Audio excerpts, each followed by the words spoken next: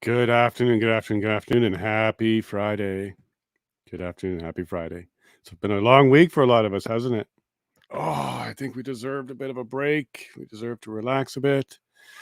And this is awesome because we have music today. We got Greg Arcade. And I'm so excited because he's got a new song out too, The Great Awakening. We're going to hear it. He just released it today, so I'm very excited because this might be his first appearance today. I will ask him about that. And if it's his first appearance, it'll be the first time we can do a live play of his new song. I'm very excited. It was a long week. We had a lot of work to do this week, didn't we? The whole mornings were full of the Coots boys or the Coots men or the Coots guys. Coots 4. It's got so many names now, but they're not really boys. They're men, and it's the 4. But we had a good week. Got some good information. We're looking forward to it. And if you missed it, I got to receive a couple phone calls from the Chris's, Chris Isaac and Chris Carbert. Good men, good men. If you ever get the pleasure of meeting them and having a chat with them, do it. You'll get a lot more of their soul through their conversation. Both of them are excellent men. So I'm very excited that things are starting to look good. Optimism's high. The hope is high. Newsweek picked up their story. Got an opinion piece by a trucker who watches the industry. He's a Canadian down in the U.S. Gord did a great job on that article. It's opened up a whole bunch of doors too, because now the Canadian press, some of the good ones at least, are starting to look at what this media ban means. Maybe they overlooked it and had some misrepresentation to them. So we might be seeing a little bit of a break in that dam. Some of them might be taking another look at this for us. So thank you, Newsweek. Thank you, Gord. That really helped. And to those that reached out and also wanted to do some stuff on the Coots, thank you. And yes, the answer is yes, yes, yes, and yes. We're going to do that with you. You want us on a podcast to tell you about what's going on? And thank you very much, Clyde Do Something. You reached out. You wanted to find out what's going on. You humbly admitted you don't know much about this one. Don't worry, dude. Most people don't, and that's on purpose. So we've been digging into it. You want us to help you out? I can pass you information. You can do your own show. You can come on mine and come on yours. But thank you very much, Clyde. I think it's great that you're being active and looking into this. We need more guys like you to do that. So thank you. Appreciate that. And also, Eva, thank you so much too. Eva Chippewick, you're doing a hard job. And I can feel it when we chat and when we talk behind the scenes. You are doing the right thing. Don't second guess yourself. Keep that head high. You're doing the right thing. The harder it is, the more you're over the target, especially with these truth bombs. So Eva, keep it up. I got your back on this one. So do a whole bunch of people. So we're very, very happy and proud that you're going ahead with that. And whatever you need, even just a cup of coffee, you can hit me up and I'll get it to you because this is very important. And also, Carrie, oh my, we're going to be there for you. I'm going to come down to Lethbridge and hopefully we can meet up. Sakamoto, you're a brave, brave woman. So let's keep that fight going. And Beth Ann, she was on yesterday. She is very excited about getting more involved with the Coots, with me, with Eva, even with Morgan May out in Nova Scotia, who's planning to run as an independent in the Nova Scotia election. That's great news. That's great news that more and more people are waking up and taking on the tough challenge of trying to represent their neighbors. So thank you very much, Morgan. We're looking forward to that. And we're going to cap off our advocacy week. So we had started off the week with our vet advocate, Alex Cabana. It was followed by a street advocate, Chris Dacey. And then we had our fierce advocates, Stacy. I almost there, Stacy. Almost had your last name. And then Beth Ann. And now we're going to cap it off today with our musical advocate, Greg Arcade. I am so looking forward to this one. I got to cue the music up. I got to listen to this new song. It's the music of a nation. So, Greg, hope you're ready, bud. Nice to see you, man. Good to see you too, man. It's good to see you. It's been, what, 2 days since we talked last? 2 days. Yeah, I got to meet you. I missed you. I missed you too there, bud. and I was looking forward to your song. You sent it to me, I think, yesterday. Yep. I think I'm worn out already. It's digital and all, but I played it quite a few times. You know what? I like it. I normally, like, when I finish a song, I'll take like an hour and do a video and get it out. This one I sat on for about 3 weeks, so it's been driving me nuts because I don't have that kind of attention span. I like to move on to the next thing ASAP. Mm-hmm. So, yeah, but I wanted to get this video done. I'm glad a lot of people are liking it, so. I love the video too. Yeah, you're right. The music is nice, but the video is cool. So you shot this around your place, it looks like?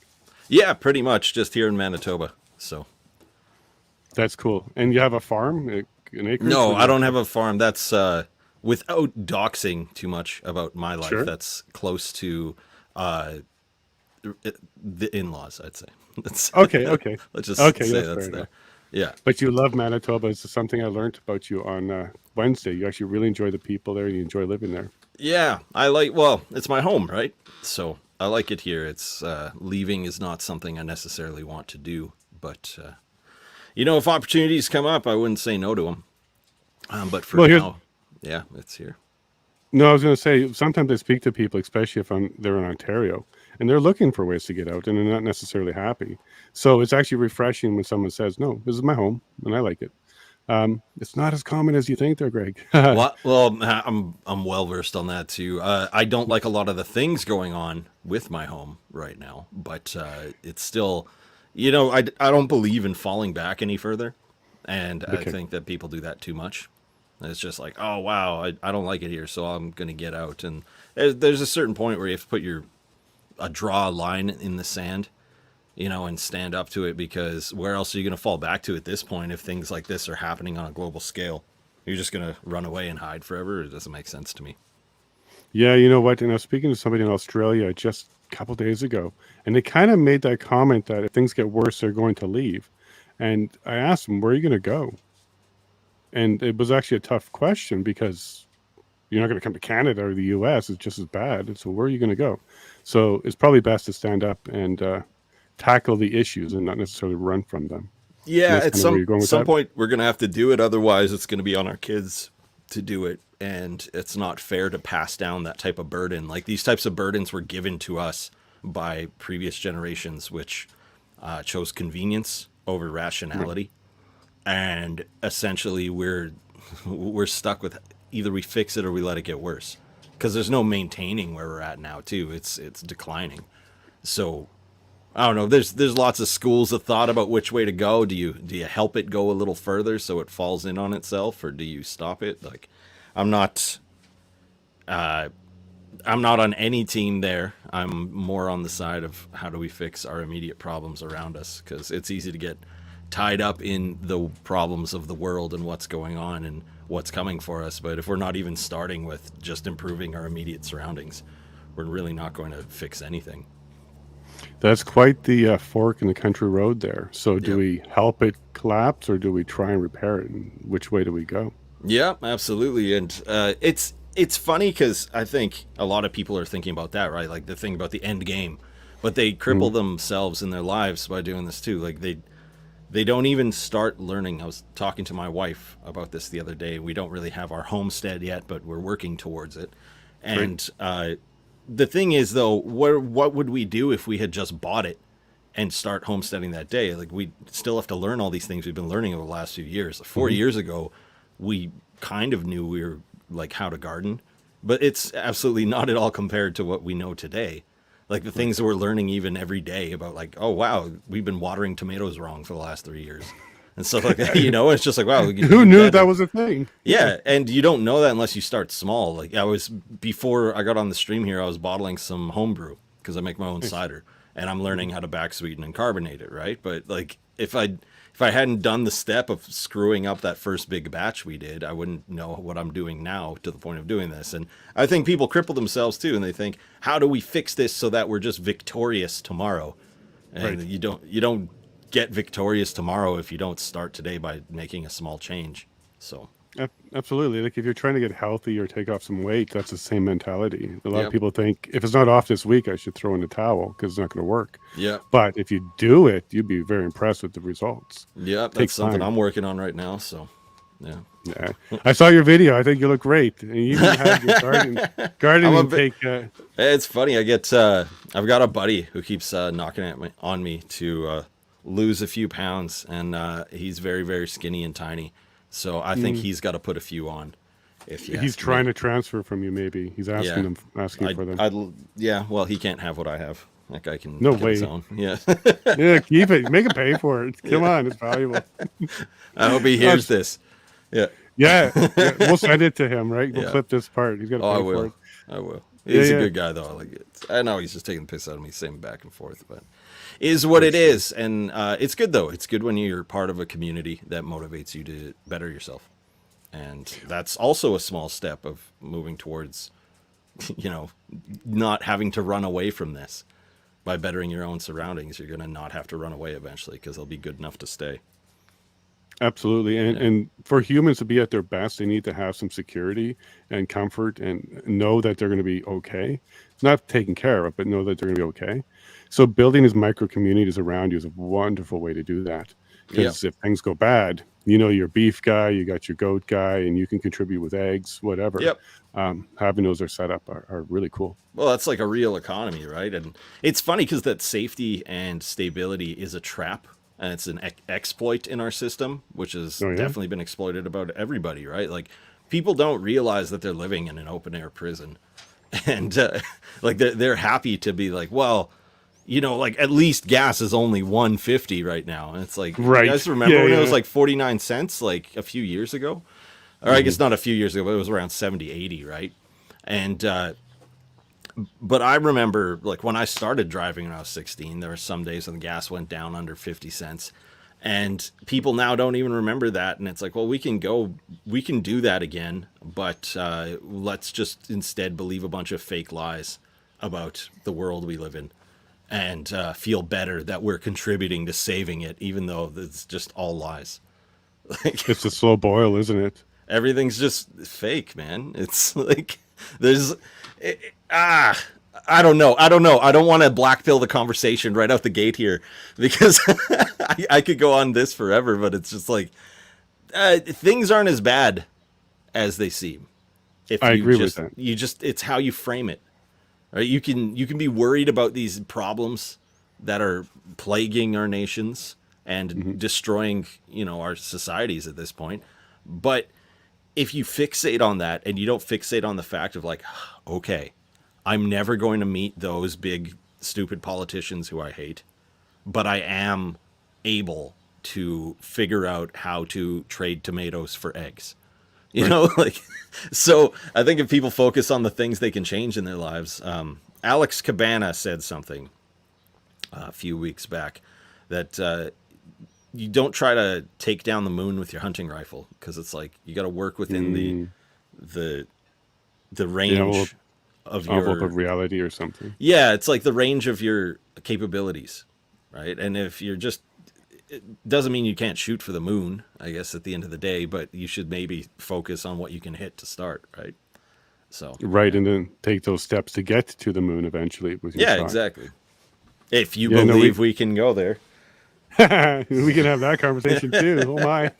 I have a feeling we could have a really deep one about a lot of things. Oh my gosh, I've been on Telegram for 3 years, man. I know everything about reality, and World Trade Center 7.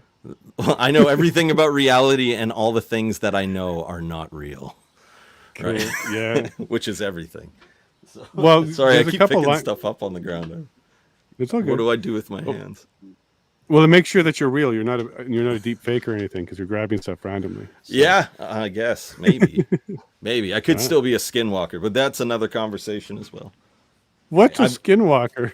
It's nothing. Don't worry about it. Let's just do human things together, Jason. Sounds Yeah. good. Now, a couple of lyrics of this Skinwalkers, song. I don't know. If you guys want to look into that, you can look into it too. Like Wendigo skinwalkers. Man, there's so much fun stuff we could talk about, but aren't we supposed to be talking about music? Music and you. Yeah, actually, because there's a couple lines in your song that talk about waking up, alarm clock, that kind of stuff. Yep. And it's that decision to make the right choice or the harder choice. And I kind of really grabbed and found myself gravitating to that line because that's the eternal struggle we all wake up with every morning. So I kind of saw how you were grabbing that, and it's some good advice. Take the harder road. Yeah, man. That's it's funny. If you try and live without struggle in your life, you will literally turn into a blob. And Right. And that's the comfort you're talking about. yeah, all the dogs are going. Hey, dogs, quit it! Sorry. They get to participate too. Now we're definitely all- not a fake. They always participate, yeah. Yeah. Yeah, man. And are they the same dogs from the video, the two Yeah. black ones? Yeah. Those are mine. Okay, what kind are they? Because I actually They're have something Siberian similar. Husky Border Collie dominant, and one has more Shepherd and one has more Lab. Oh, they look Yeah. awesome. Yeah, they're not They look actually very related. similar. Yeah, No, they people think they're from the same litter, but they're 3 years apart. And we actually got the second one 2 years ago. I can't even. I think it was 2 years ago around Easter. We got her, and she's such a sweetheart. She was terrified at first. She had been rehomed a bunch of times, but we always do rescues because that's. Yeah. I think that's just how it is. But Sure. we love our dogs. We keep them on brand. They all wear tuxedos.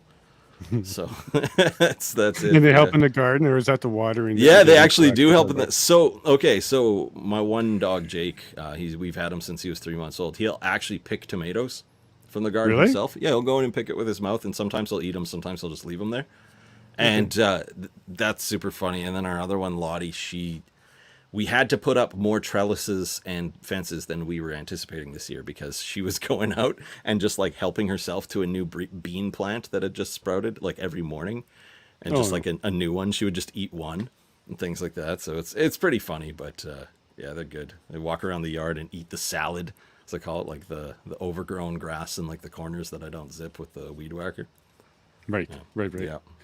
And do you grow enough to sustain yourself, or is it more of a hobby right now? Not or? yet, but we have been getting more and more every year. So that's one of those things, right? Like a lot of people think you got to sustain yourself immediately. Even if you improve your scenario by only harvesting one basket of tomatoes, that's one basket of tomatoes that are actually organic, not fake organic from big factory industrial farms that they sell you at the store for the same or for more money, and it's the same tomato, just one vine over. It's got all the same pesticides on it. Right. Like, yeah, so like it's all of a sudden, wind doesn't matter at their farm or anything like that. Nothing Yeah. blows around, right? well, and the thing is too, like, okay, so when we started, we only had a couple tomato plants, a couple other plants. Now we've got like 19, 20 tomato plants alone in our yard, plus, I don't know, 50, 60 bean plants and peas, beets, carrots, everything that's good, right? And potatoes, strawberry patch, all that stuff. The skills you learn now by learning before you get into that final like homestead, everything's perfect state, that's what's going to help you later down the road. Like I've heard, and I haven't confirmed, but you get tomato seeds from tomatoes, and instead of just drying them, you're supposed to actually let them kind of get in that fermented goo. Like instead of cleaning them, let that just kind of break down around them, and that'll actually bring up the chance of germinating the next year. So that's interesting, and I just learned that the other day. I don't know if it's real, but Well, possibly. It sounds could like be. nature does its thing. Well, like Maybe in that'll help. nature, a tomato would fall, and then that would happen. Right. So it makes sense, right? So we're going to try a few of those this year, but the ones we preserved from last year, we didn't do that, and every single one sprouted. And we've never had tomatoes this big and this early in Manitoba, in my experience. Because start of July, there's already fruit on the vines. Like end of June, there's already cherry tomatoes everywhere. We've got tomatoes that are over 6 foot tall. We've never had that before. Yeah, well, we've had weather that's just insane. It's like hot bayou, Louisiana style weather all through May and June. It was like 40 and just as humid as And could wet?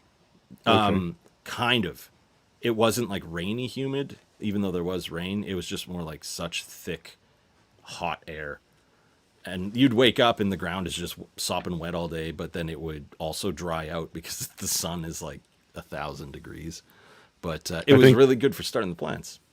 I think we're sending our humidity to you because we had nothing. It didn't get hot, and we didn't have any. It was very dry.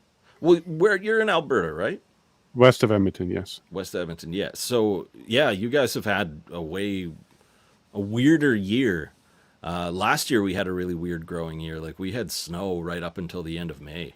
And then it just wasn't really a long growing season, even though we still had a pretty good result. But we were under a severe drought watch for the last few years, and now it's good. We're finally getting lots of rain. So Yeah, we were good last year. This year just got really dry. And then we had the fires. So lots of them around. yeah, well, you pay a bunch of college kids to go start fires in the bush, they will. Oh, wow, we're already there. Like it's like everybody knows, Everybody, there was experts were all weighing in. They're like, it's impossible for them to start like this under these conditions. Okay, trust the experts, right? So if we do that, how did that happen, right? There's some very interesting literature from the 70s about starting forest fires as a military tactic for invasion. So, Well, I'm not sure if you heard, but Smokey the Bear was vaccinated and he didn't make it. I don't really care about Smokey the Bear. I like his cousin Gunny, though. Gunny? Yeah, you ever seen Gunny the Bear? That's No, a meme. tell me. Yeah. Well, it's just Okay. like a Smokey the Bear with an M60 and Oh, like okay. a belt of ammo over him, so he's Gunny. Yeah, that's So my favorite. Trudeau's favorite thing. He's probably definitely afraid of him. Yeah, that guy's afraid of the sunshine.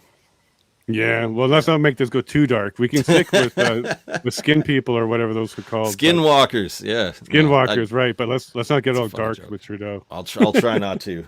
Because that's another thing too, right? Like, we all know that these people are way too incompetent to be in their positions. There are people above them making the calls, calling the shots, and they are there to aggravate us. They're placed there incompetently to aggravate and lord over you because that's part of a demoralization tactic. Right. And when you can kind of see through that and just be like, oh, okay, these college kid jokers who all have very questionable friends will like I can get bent out of shape. I can wear some F Trudeau clothing, or I can just be like, okay, I'll just go plant another tomato.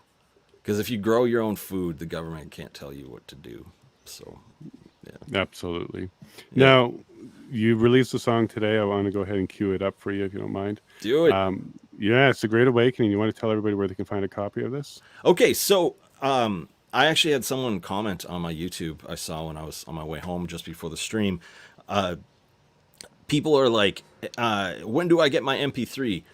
If you guys really want the MP3 now, I'll send it to you. Just email the email you get your receipt from. And I haven't sent the receipts out because I've been out of the house today. But go to gregarcade.com and pre-order my new album, Soundtrack to the Collapse, either MP3 or CD. You'll get an MP3 copy with both of them, but CD you pay like a couple bucks more, and you'll actually get a CD sent to you when it comes out. And it'll just be they're going to be in like flat paper sleeves this time instead of digipacks, just because they ship way better and it's a lot easier to get them done. And I think most people get rid of the case anyway and just like leave them in the car. So, sure. Yeah, so if you go there, you can pick it up.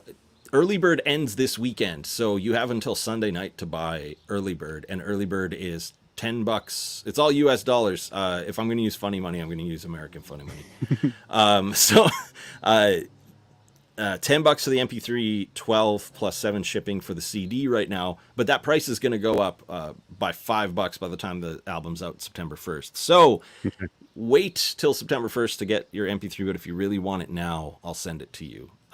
Just contact me and let me know. One thing I want to say too before we get there too, if you pre-order this album, the way that I do albums is they don't go on Spotify. We can talk about why I don't support Spotify later if you want. Doesn't matter to me. I don't support music streaming. If you want to support me as an artist, just go straight to my website, buy it directly from me. When you buy it directly from me, when it gets mailed out to you September 1st through email, you're going to get your own private page that you'll be able to stream the album from. And on this page, you'll have no ads. You'll be able to turn your phone screen off. Oh, wow. You can actually navigate away. I coded it. I figured out how to do it. If you go to gregarcade.com now and click on Jukebox, every month or so I rotate the songs that are in the jukebox. It's the same thing. You click it and it'll just start playing, and it'll go until you close the browser or you pause it on your device's functionality. Oh my gosh. Yeah. So music, tomatoes, and code. Yeah. Who knew? Everything. Yeah. And engineering, Well done. and firearms and Bibles and everything. Conspiracy Everything good. truth. Conspiracy and truth. It's fun. It's like, man, I love when people get mad at the conspiracy theories. They're dangerous. When people say that, I find it so funny. It's like, what? Thinking about things is dangerous? Well, it is. Yeah, no doubt. It is to these folks. So Yeah, well. you'll shatter their world sometimes, and that is a danger to them. it is, man. It is. It is. All Well, right, let me should go we- and kick back. Yeah. Perfect. Cheers, bud. We'll put it on right now. This We'll is be your right new back. song, The Great Awakening. Thanks.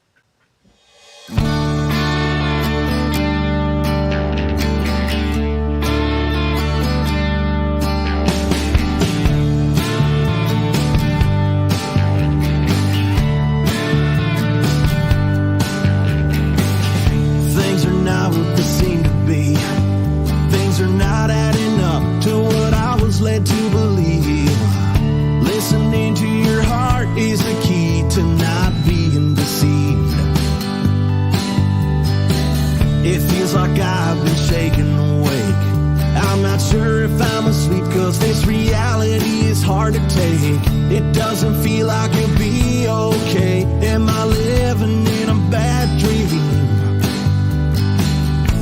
I know deep down inside I'd rather bathe in the truth than run and hide. Waking up to the lies of what's been going on. The darkness turns to light and I can see what's right and wrong. Whose side I'm on, how I can carry on now that my old life's gone. It's great to be awake with the rising of the sun.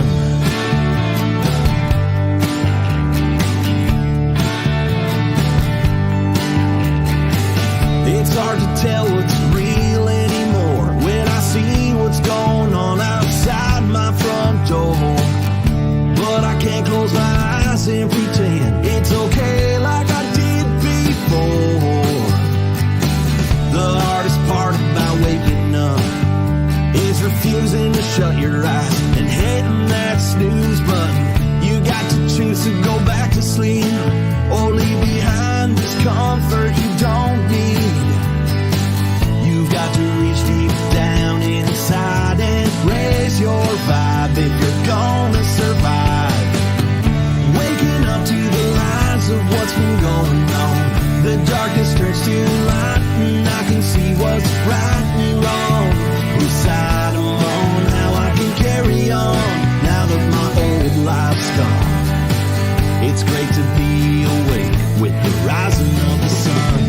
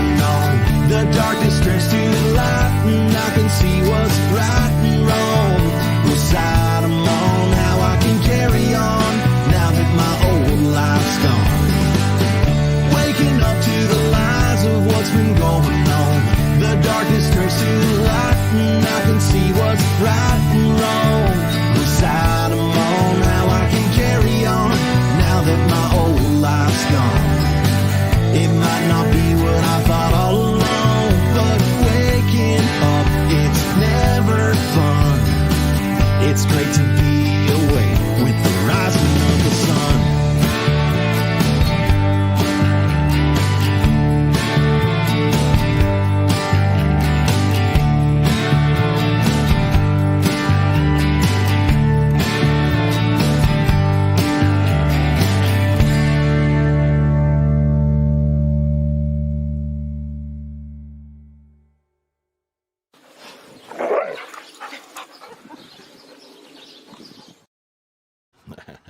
There they are. Oh my gosh. Pooches.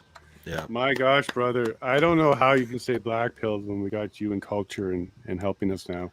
Thanks, That is man. inspirational. Well, you know, like, it's funny because I've often been attacked by what I know now is like, well, they're not just the left, but that whole side, this like satanic garbage people. And so, like, it was really hard for me for many years to get anywhere, especially grinding it out in Manitoba. Like, Manitoba just doesn't care. And doing big events for Manitoba, bringing big people in, they just don't care. They just want people from other places. And now that I refuse to play here, I get called a lot. And I'm just like, no, I just not. Like, I do it for friends here in private events, but I just won't play here again because of that. And that's part of my awakening to realizing this is not my place. But I can operate from here. Yeah. And I relate so much to the song, getting up with the sun, watching it go. This is where you need to be. This is how you do it. It's our morning show. We're up at 6. See, the sun. See, that's a funny line because how do you? I don't know the proper term for this in lyrical writing. Is it a double entendre when it means two things? Yes. Yeah. Okay. So sun is spelled S-U-N and S-O-N. And S-O-N. In the lyrics when I wrote them. So okay. Yeah, so it's both, man. It's kind of like you gotta, and it's how you frame yourself within that song too. I'm writing these kind of poppier, happier songs now because I wanted to do that for our side. So we had something like that, Hmm. and I'm finding that it's pulling some really good material out of me lately. Yeah. So I guess I'll keep going down this path for a while, as long as Please I can. do. Yeah. Yeah, because culture war is what we were losing, and we need guys exactly like you to help us remember that yes, we can create, we're good, and we actually have a message there. Unlike them, which is WAP and wet, all that kind of Well, stuff. that's just it. Like our side actually has incredible talent to it, but a lot of the people get singled out and broken down by bad actors and agents from their side, who are just pushing their garbage. Hmm. And when you kind of, it's a mentality thing though too. Like I said, how you frame it. You can look at what someone says about somebody, be like, "Oh, that song sucks. This guy's song sucks." Or you can look at the fact that that type of person just exists to Right. be this negative drain on any conversation, and they're going to do that no matter what. And what do they like? Like let's look into the things they like. It's like this is really cool because only 3 people know about it. It's like that's not why you're supposed to like stuff. Like when I was a younger guy and I was like really zoned in on music, I would do that kind of stuff. Like, whoa, did you hear this Jamaican reggae song from 1966? It's the original reggae song. This is so important. And it's like Club I would version. I would yeah, and I would scoff at people when I was a young idiot who was kind of programmed by that world in ways, who are like, I like Bob Marley, because it's like, oh, that's so generic. But when you think about it, all the stuff that these guys like, that's the genericisms of today. System approved messaging in art is the generic radio rock of today. Right. And so you've got guys on our side who are doing all types of stuff, guys and girls. Sorry, not just guys, but Deb. folks on our side are doing lots of really amazing stuff. And we have to go back to that old mentality of digging up records at the record store, hunting MP3s on Napster if you lived in that era, of finding Yep. like cool stuff that isn't pushed by the system and supporting those artists. And part of that also means like, okay, yeah, it would probably be pretty expensive for you to buy a brand new record every month. But do you pay for Netflix? Hmm. How many times, I know they took The Office down, but how many times do you have to watch reruns of The Office? Just download it. Just steal it on a torrent. Like at that Go point, for you're it. just going to watch the same stuff. There are no torrents anymore if anybody looks. They're like all gone almost. It's pretty crazy. Little ones left, but not for music, mostly for video and stuff. Video and some programs and stuff kicking around, but like even then, it's not like it was like in the heyday. No.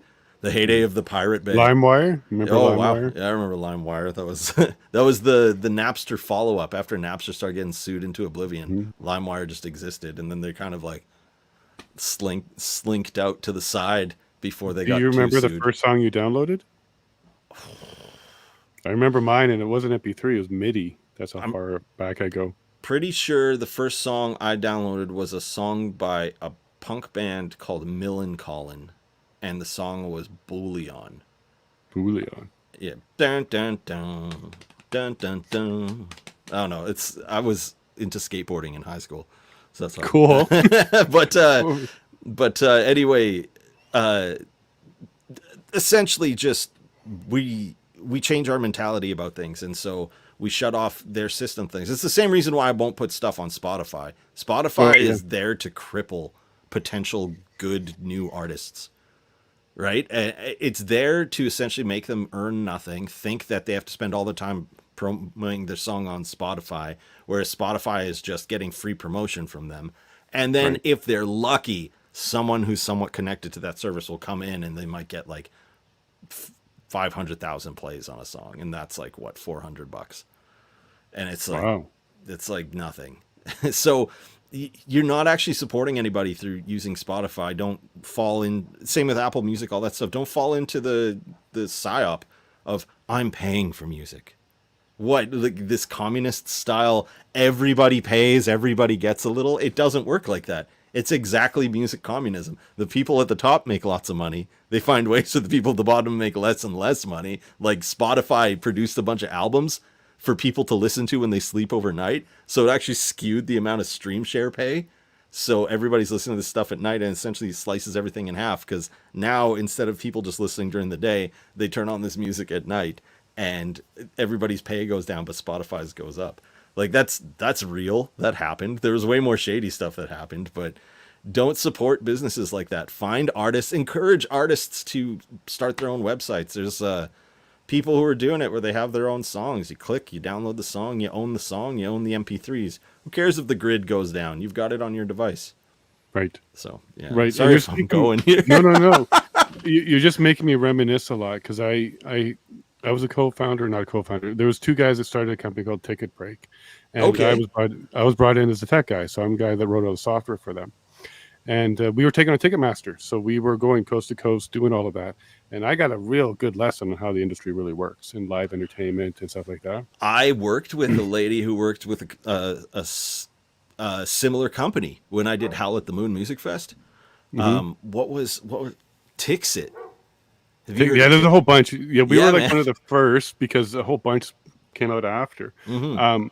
But this was when Pearl Jam came out and said, look, we hate the fact that Ticketmaster is really screwing over our customers. We want to do more direct sales and cheaper prices. Yeah. So we were like, yeah, that's a great idea. They never signed up, by the way. Pearl Jam themselves stayed on Ticketmaster. They never did switch. Right. Well, they're But we probably think threatened with something if they left the machine. it's a dirty world, and I think you know this. Like And- the oh, yeah. venues and the producers and the promoters and all these people have a chunk. So I've got like a little magazine on the side called Wild Roots Magazine. If you go to wildrootsmagazine.com, I've actually got a few articles that speak to a lot of similar stuff like this on there. I don't write all of them. Some other people write them sometimes, but I don't even know what's up there right now. I've neglected so much because I've been focusing on trying to get this record set up, and I'm only one man here who's doing 50,000 things at the same time. But essentially, one thing that really got me about music industry was how much people make. But then at the end of the day, when you start breaking down what artist fees are versus like what people should be paid for when they do a show, it makes more sense to pay the big names the big money, because you'll actually make money. You lose money on $800 bands. Right. They don't bring anybody. If they do bring anybody, they don't know how to value themselves. And once you start to value yourself, say you do it pretty simple. How many people are you going to draw? How many tickets are you going to sell? And you look at how many crossover tickets are going to be, and you can maybe adjust your price there, but you probably got a set rate. And what's $50 times 350 people, right? That's like 17.5, right? So if somebody brings in that much, they should get paid that much. And if that venue can house another 50 to 100 people at that same ticket, that venue can have a pretty good payday itself too for one night. And if you have artists that are doing things like that and valuing themselves appropriately, now you don't have people who are getting burnt out like I used to in the old world when I didn't know about proper valuations, where I'd be up on stage 3 or 4 nights a week singing 3 set nights by myself or with like a pickup band, and going home with a couple $100 or a few $100. That was a waste of my time, but a wealth of experience that I gained during that time. And the industry is ridiculous and dirty, but it's also super broken and fake. Yep. Let's talk about record sales. I've sold more records now ever since I've been canceled by the state than I ever did before, because people saw what I'm doing. People saw the type of messaging that's in my music. I started to cut out all the degenerate messaging in my music, and just focus on stuff that I think people need to hear, that I'm feeling, because I realize there's a lot of people who've been through the same experiences I've been through. And I can stop singing about you in my songs. I can start singing about I in my songs. Right. And people respond to that because they're going to sing along to the song in that way. And we've been through similar things. And I can just speak from my heart now. I don't have to imagine what someone's been through. I can just talk about what I've been through. And it raises the authenticity of what I do. And it also lets people have a more meaningful product they can listen to. And you don't get that with that. Yeah, you're talking about WAP, right? Like Nicki Minaj. Right. Yeah. What is this song? Why is it even out? Right? Like I remember when we were growing up, we had the labels, and there was a whole bunch of stuff about cop killing music, and let's get rid of that. But yet Oh, man. this didn't even get anybody annoyed except us. But the thing is, it's funny because they got rid of like, okay, so they wanted to push out like militant rap music and like punk music and Gangster rap. and anything edgy, and then they brought in music that matches the degeneracy of the era, right? So like we've got an absolute degenerate infection in every Western nation, and the type of music that's being pushed is also degenerate. Right? Like, I don't know how many people have always, from way back in the day, you're not country, you're from Canada. You should be in Nashville. It's like, didn't you see the Country Music Awards? Maren Morris dancing on stage with a bunch of you-knows? And it's just like, okay, well, that doesn't represent me, so, like, Nashville could kiss my butt. I don't care about them. I don't care about, like, awards shows. We'll take your award away because some communist magazine said you're hateful. Okay, did you see what I did with it? I blew it up with tannerite. Because, yeah, like kiss my ass. Did you really do this? Yeah, it's in. If you watch "Keep My Rifle by Your Side," except there's two versions on my YouTube. The start of it with the acoustic version. It's the one that has the rounds of 6.5 Creedmoor spelling GA. I don't know if I grabbed that one. You probably grabbed the full band version, but it's at the start there. It blew it up because at the end of the day, it's a false idol. It's a chain that a slave master is trying to put on you so that you behave within the structures of their compound, right? And there's no good artist who does that. There's not a single good artist out there who is not busting their own chains and helping people break their own through messaging, right? Like realize what's going on to you and break away from it. Like you don't even have to like me or my music. I don't care about that. A lot of people don't like me. That's something that comes with time and age. And you just kind of realize after a while, it's like, I'm not here for them. People who were like, well, sometimes Greg says mean stuff. It's like, yeah, well, maybe my stuff isn't for you to enjoy. Maybe it's for people who get like, hey, like I know this guy's all right. And he has a right to be angry. Because I've been through similar experiences as him and now can realize like, hey, I can be a wholesome person. I can be good for my family, good for my community. But also if somebody does something just heinous, I'm going to call them something heinous. Right. So is what it is. Yeah. I can't change me at this point. Don't either. But what I liked at the beginning, what you said there was you didn't feel like you belonged, but now you feel like you belong. And that was kind of how the convoy started. So a bunch of people who thought they were alone, then realized they're not alone. There's a whole bunch of people that also thought the way they did as well. Because we were so isolated and we didn't really know that we all existed out there. And then the convoy started up and brought it back to us and made us remember that. And that was the Diagolon thing that Jeremy McKenzie started too, right? Like, they try and paint it as something that it isn't. And it literally was like a joke he started up as like a way for his community to have a brand about themselves. And he even said they're going to try and ban this and call this like way early on. And then they're call this bad names. And they did because they don't want people to unify against this stuff. And having common culture is such a danger to these people because they count on everybody being fragmented so they can creep their little tentacles into everything. And then once they're in everywhere, people are too afraid to do anything. But you have these communities, like, so Diagolon, I was attracted to it because Jeremy was saying rational stuff on his stream. People were like, this guy says evil things. It's like, you watch it. It's like, he's literally just talking about the news. And he's talking it from the perspective of like a Canadian dude who walks through every day going like this. Like me, being like, why is this happen? Why are we even dealing with this problem? Why is this news? And over time, you realize, like, you grow, you become parts of new communities. The convoy happened, and you see, oh, hey, it's not just us. There's lots of groups of people out there who are fragmented, and here's a unifying thing. And yeah, like, they had to do to the convoy what they did to Diagolon. Call it hateful, call it racist, call it all these things. Like, Diagolon's like an open borders country that's super multi-culty, right? Like look at it. Look at the people who are in it. It's an open borders country. That's why I left. But no, I'm just kidding. Well, you're almost on the white part where it's coming across with Manitoba there. I know Alberta we're Yeah. nice and covered. Wait, what do you mean? Well, the diagonal flag across the country. Oh yeah, Alberta's yeah. No, covered, I'm in the outpost. Yeah, by you're myself. just on the outside. We'll come and pick you up when we need to get you back over. Man, it's funny. A lot of people always knock on Manitoba.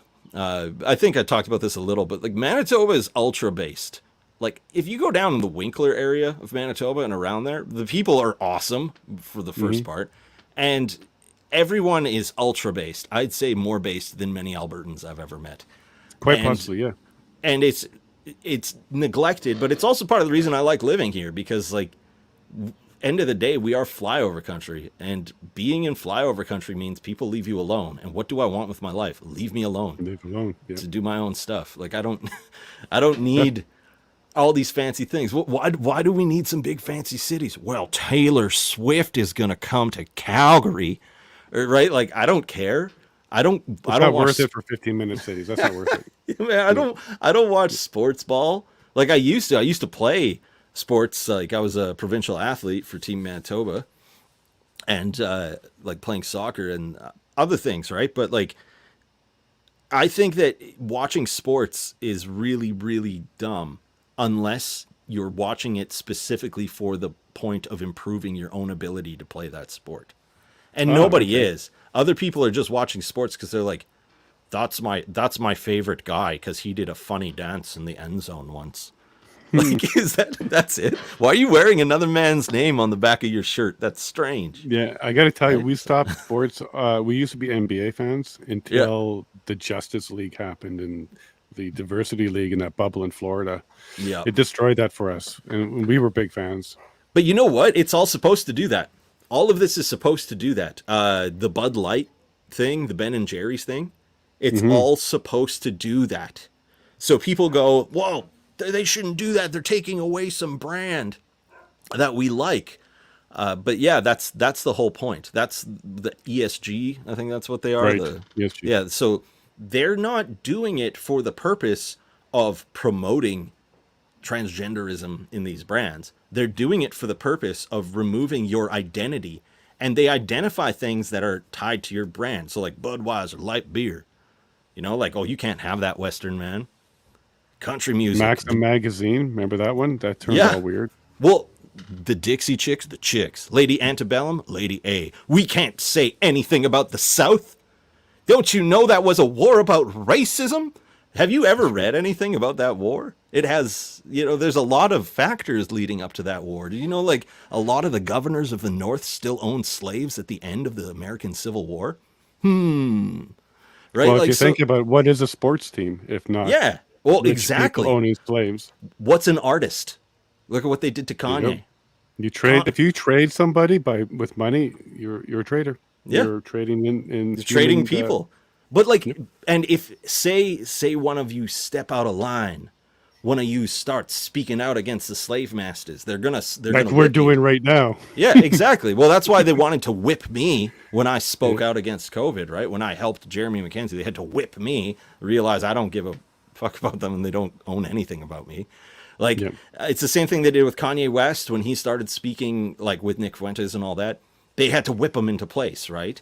They did the same thing with Michael Jackson, right? Like, they made him look like because he was coming out against pedophile. Sony and stuff, right? He was coming out against a bunch of stuff. And, you know... People don't know that part, by the way, because you have to be in the industry to really know. He was really showing a lot of ugly stuff that was going on with Sony and music management and stuff. Yeah, and it goes back to the same place all the time. I'm not going to get into that on your nice show, but we'll come back another night and do it later. Maybe. But like it essentially it's just okay, there's evil and it's out there, and the people who are saying they're against slavery are the ones who own slaves. Yeah. That's just and they want to treat you like a slave too. Yeah, just and listen to me, do what I say. You know, like when they wrote that like Canadian Hate Network article about me, they're like, he said mean things about Black Lives Matter. It's like, well, how did that organization end up? Like, what happened with that? I know, like, I have black friends. they're not mad at me. They say the same things I do, because at the end of the day, they're like, they see that it's like evil at the end of the day. Like I stand with people who are standing against evil, right? Like sometimes you have forever allies, sometimes you have temporary allies, sometimes you have just friendly acquaintances. But if we're on the same side, I'm good with tearing down the big evil that's in front of us. But, you know, a lot of people don't see that. A lot of people say, this is one thing that gets me about the conservative side, man. This is, it just gets me. It's like, okay, when there was the schools with the trans literature that was promoting like kids touching themselves, Fletching and other stuff. Yeah, and all the Muslim communities came out, right? Right. And all the conservatives were like, you know that meme with the, you know, they're all excited. Okay, yeah. They're like, oh look, all the Muslims came out. It's like, yeah, that's good. That's good. They're out. But that's not your battle. You're not winning anything.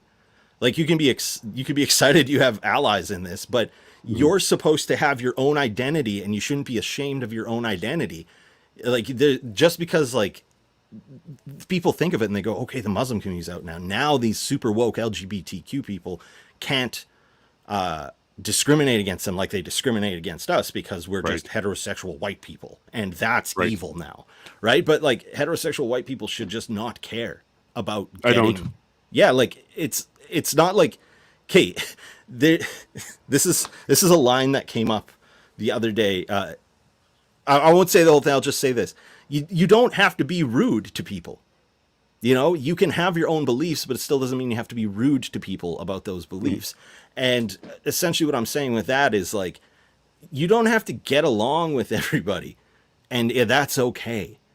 But at the end of the day, you don't have to be a dick unless it calls for it. Like, I don't know if this is making sense, man. Sometimes I would say it doesn't. Okay, good. It does. No, it does. It does. And what I'm gonna... it doesn't make sense. Hold on. No, it doesn't.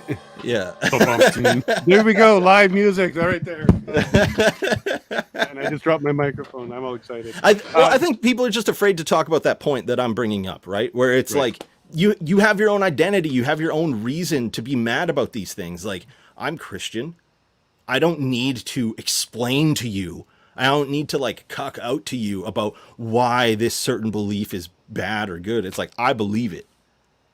So get out of here. And people like to put Christians into a box and just be like, you're supposed to love everybody. And they use that to attack people's empathy. And it's like, okay. They haven't read the whole book. Yeah, they haven't read the whole book. You haven't figured out that, you know, you got to throw people out of the temple. You got to do some things like that. You got to. Yeah, no, they're just clipping things that sound good. You got to read the whole thing. Yeah, and it's just like, don't let other people define your beliefs for you. It's like, that's not very Christian of you. That's my favorite one that people pull out. And it's like, you don't know a single thing about me, so shut up.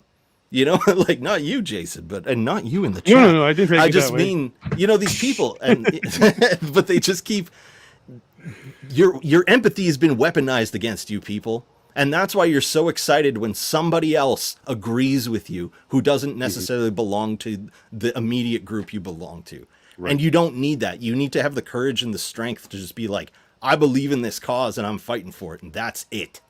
There is nothing else. That's kind of a segue to what I'm about to do to you here. So bury me with my boots on. Yeah, man. That fits perfect. So let's go ahead and throw that on, and we'll chat about why you wrote this one and made this video. Will do. I'm going to hop in the chat.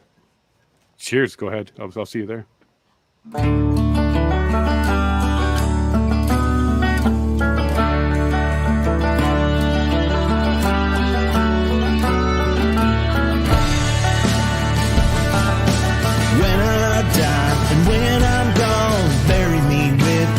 Song. Play my favorite country song. Burn that fire till the wood's all gone. Burn that fire till the wood's all gone. Keep it bright till the break of dawn. Don't be sad if I am gone. Just bury me with my boots on. When I die and when I'm gone, bury me with my boots on. Play my favorite country song. Burn that fire till the wood's all gone. Be it gun or be it road, be free from pain, I hope. And if it be when I am old, just bury me with my boots on. When I die and when I'm gone, bury me with my boots on. Play my favorite country song, burn that fire till the wood's all gone.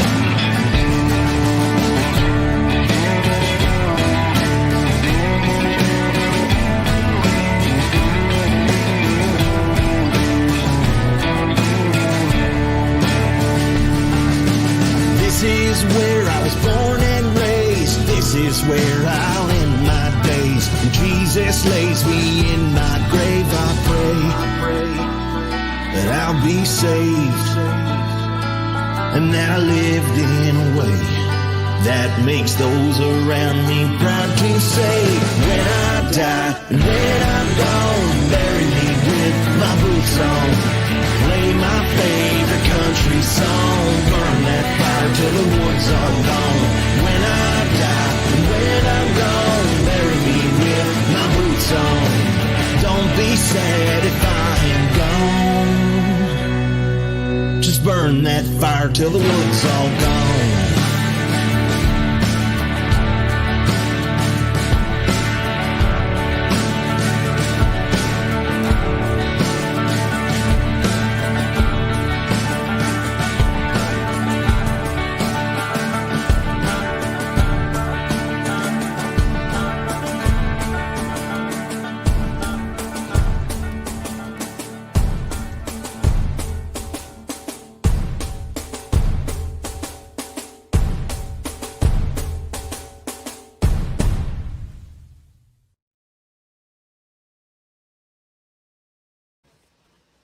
I love it too. The crowd, the chat is love loving that that, tune. Greg.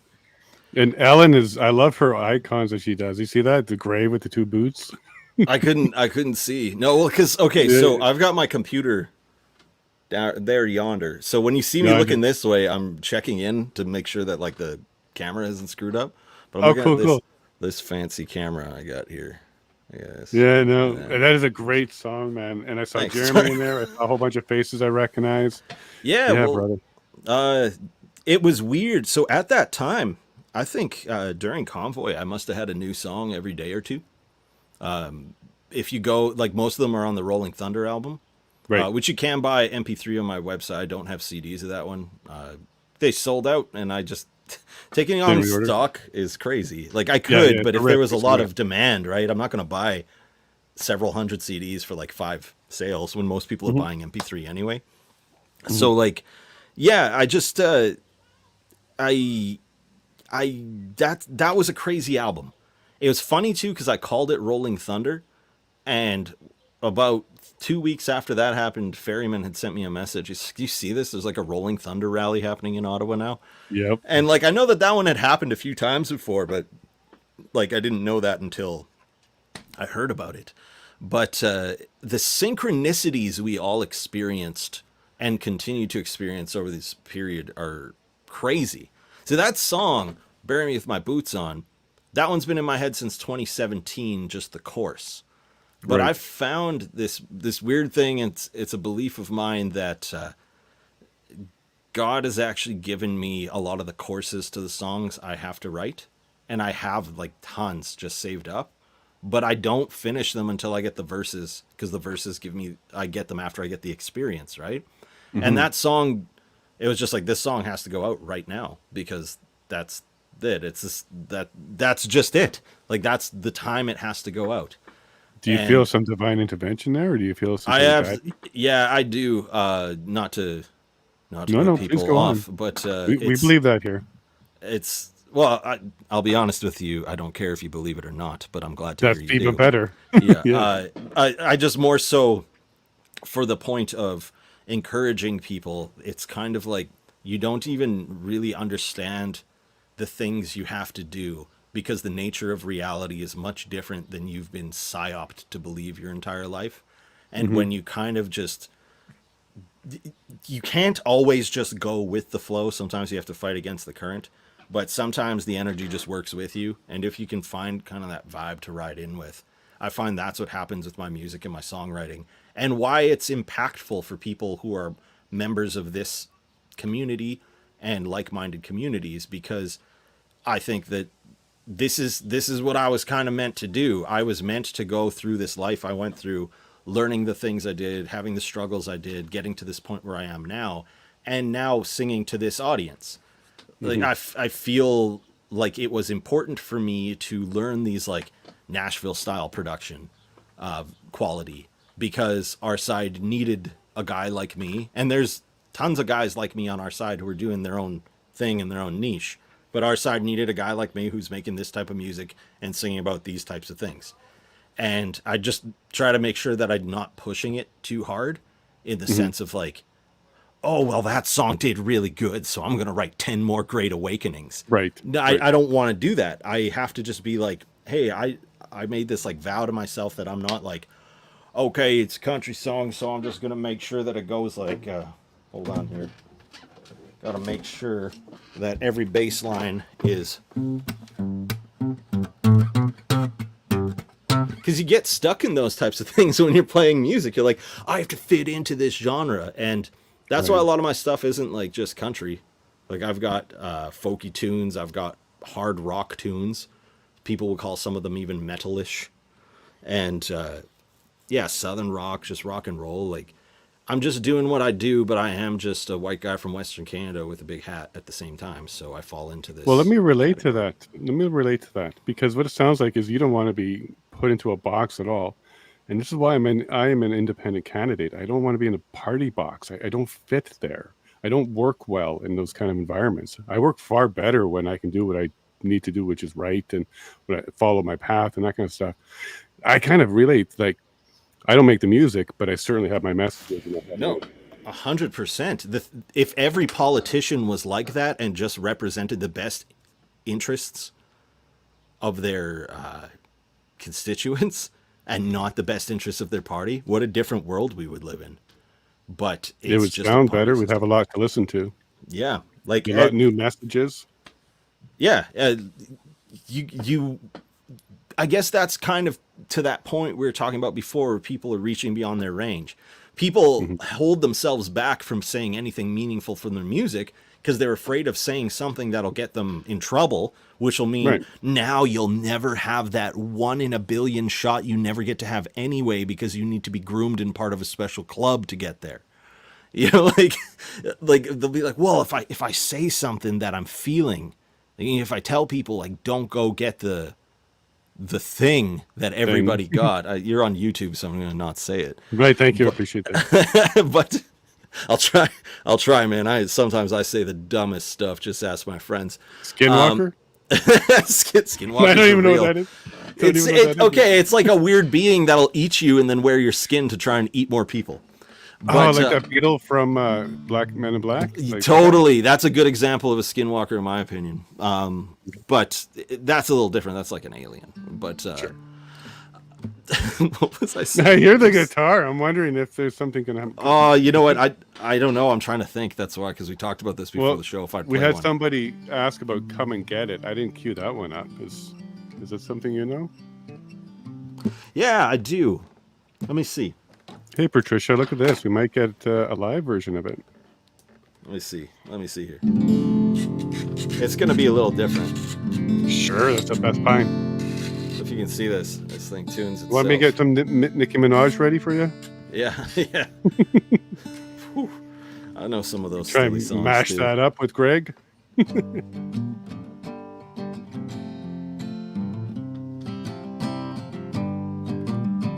Can you hear this? Oh, yes. Keep going. Good old boy standing on the blacktop. Ain't saying much, ain't gonna back up. Looks like someone done gone messed up. B-blood, them boys came dressed up. Heard someone's running their mouth. Heard somebody's been spreading round rumors. Figured they'd have hushed up by now, but time's up, ain't no way out.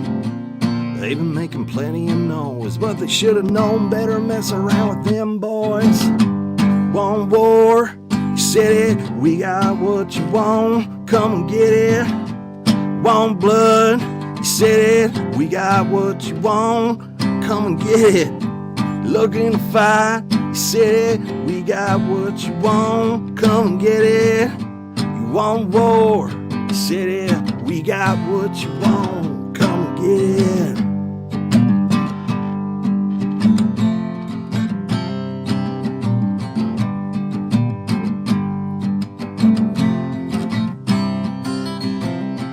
No honey, there ain't no take backs.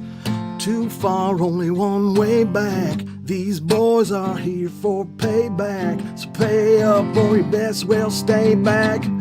What you all think you'd get making a fight with them roughnecks and rednecks? You ask me, should've just left them all alone, but you didn't.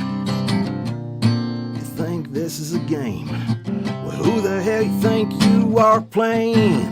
You want war? You said it, we got what you want, come and get it. Looking to fight? You said it, we got what you want, come and get it. You want blood? You said it, we got what you want, come and get it. You want war? You said it, we got what you want, come and get it. We got what you want, come and get it.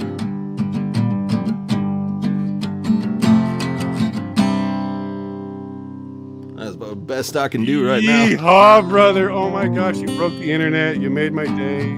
Good. I didn't Oh my break gosh. the internet. I Oh, wish you I broke would, the though. internet. Yeah, Patricia Laforette, that was for you. That was for you. Thank you so Awesome. much, Greg. Oh, thank Oh, you that was guys. awesome. I'm glad you guys came. I'm very blessed and I'm very thankful that you guys actually like the things I do.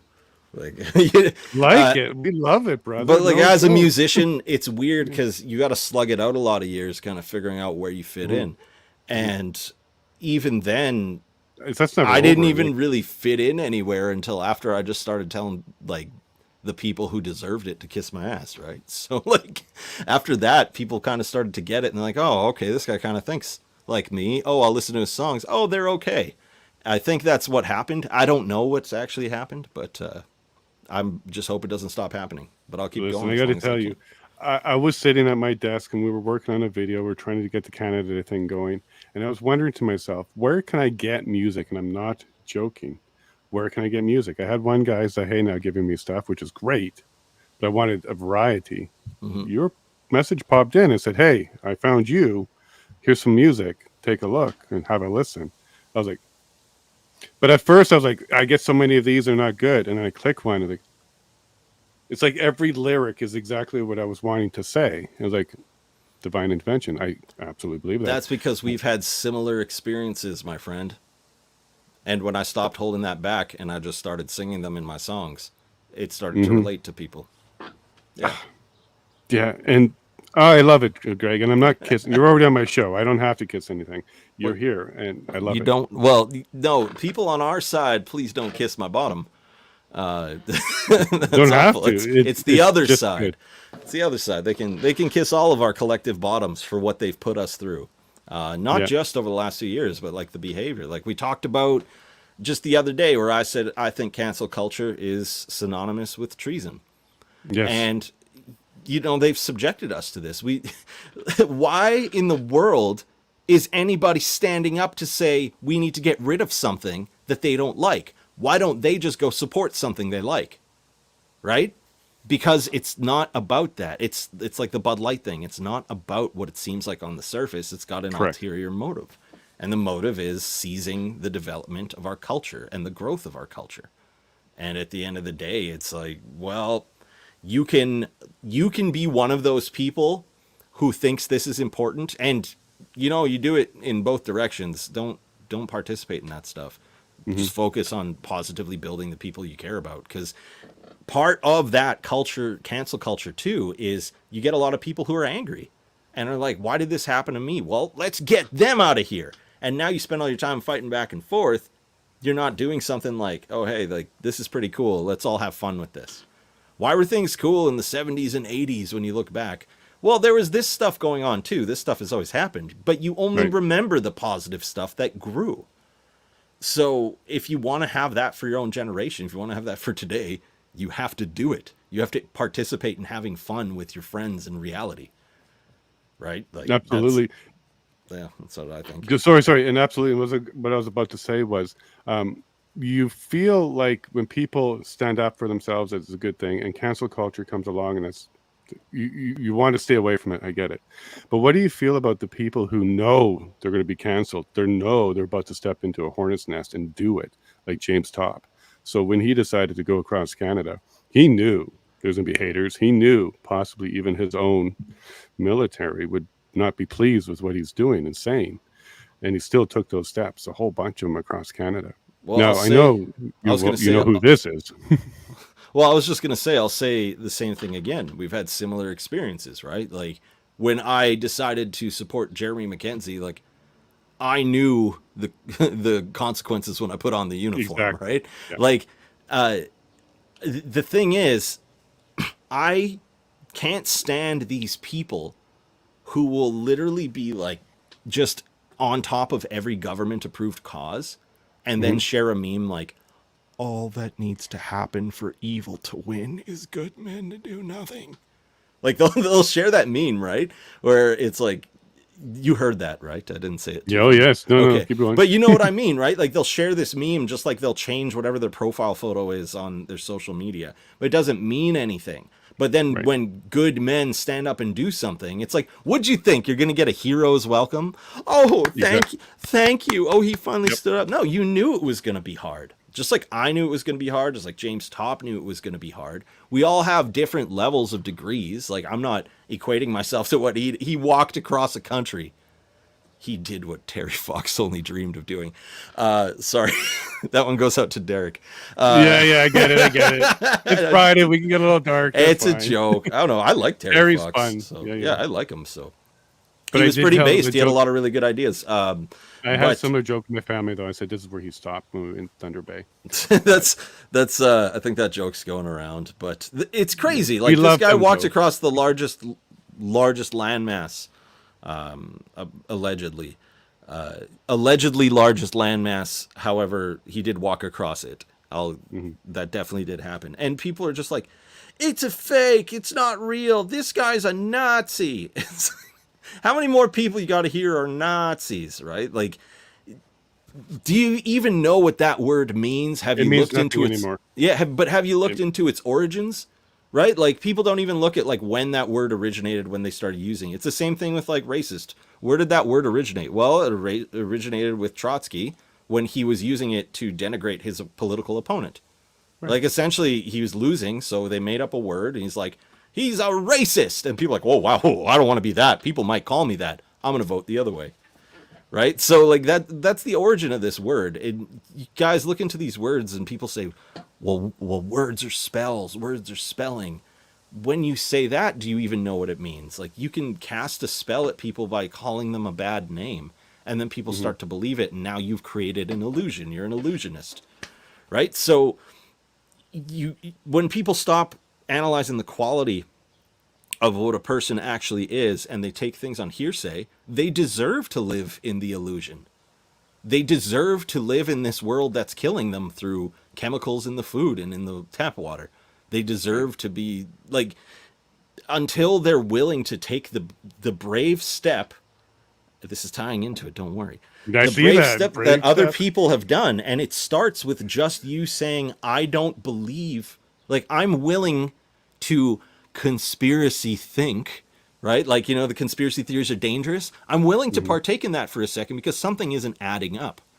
I was sitting in my backyard with a neighbor who lives pretty close by. He's a really good friend, and his buddy. And they were like, they were like, man, like, we get it. We get that this was like a psyop. We get that this was a joke. And now, like, we took two of these things and like, what the hell? Right. And right. But like at that point, like, hopefully they're going to be okay. Hopefully they're taking steps to detox. Hopefully one buddy's watching. I sent him the link to this show tonight. And it just, you know, like one thing that happens on our side is people think that we hate these people. No, I hate what I went through, and I'm not going to lie about that. I hate what my family had to go through. I hate what I went through for speaking up. But at the same time, I don't, because I'm way freer now. I have a way better life. I'm way happier.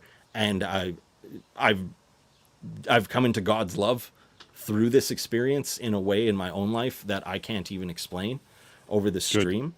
But all you have to do is that first step of something isn't right. And even if you're late, even if something got you first, right? Like I did degenerate stuff when I was younger because I was told this is what you got to do if you want to make it in music, right? Like I can't go back and change that.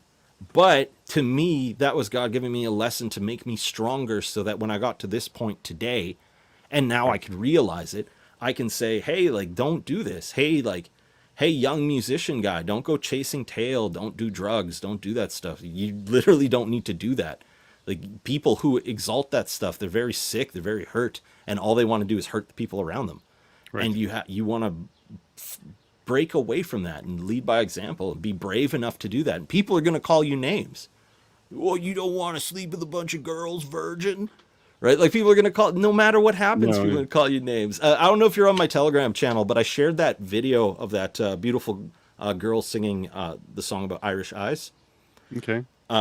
So if you haven't seen it, go to t.me/The Legend of Greg Arcade. And so it's just this beautiful rendition of an old Irish folk song, and she's playing the hand drum and singing.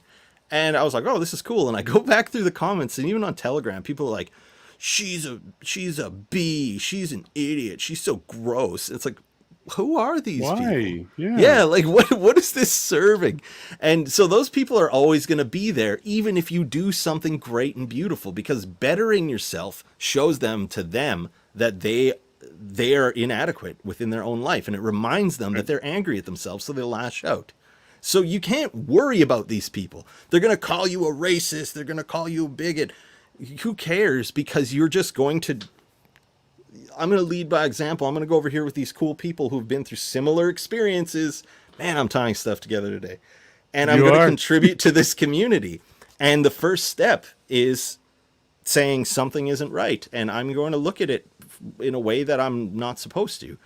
And when you look at it long enough, you realize, like, hey, I wouldn't be good with myself in 30 years if I don't stand up at this moment and say something. Like, what am I going to do? Live hiding under the floorboards while this evil creeps over and is hunting me? It's like, no, I'm going to live my life. I'm going to be proud of it. I'm going to lead by example with others. It doesn't mean that I'm going to be this soft little puss, because a lot of people get that convoluted. I talked about this earlier too, I just realized. Right. You know, like, I think being a man means getting into conflict, and it means enduring struggle and becoming stronger because of that struggle. And those struggles can come from something as simple as, like, somebody trying to slander you.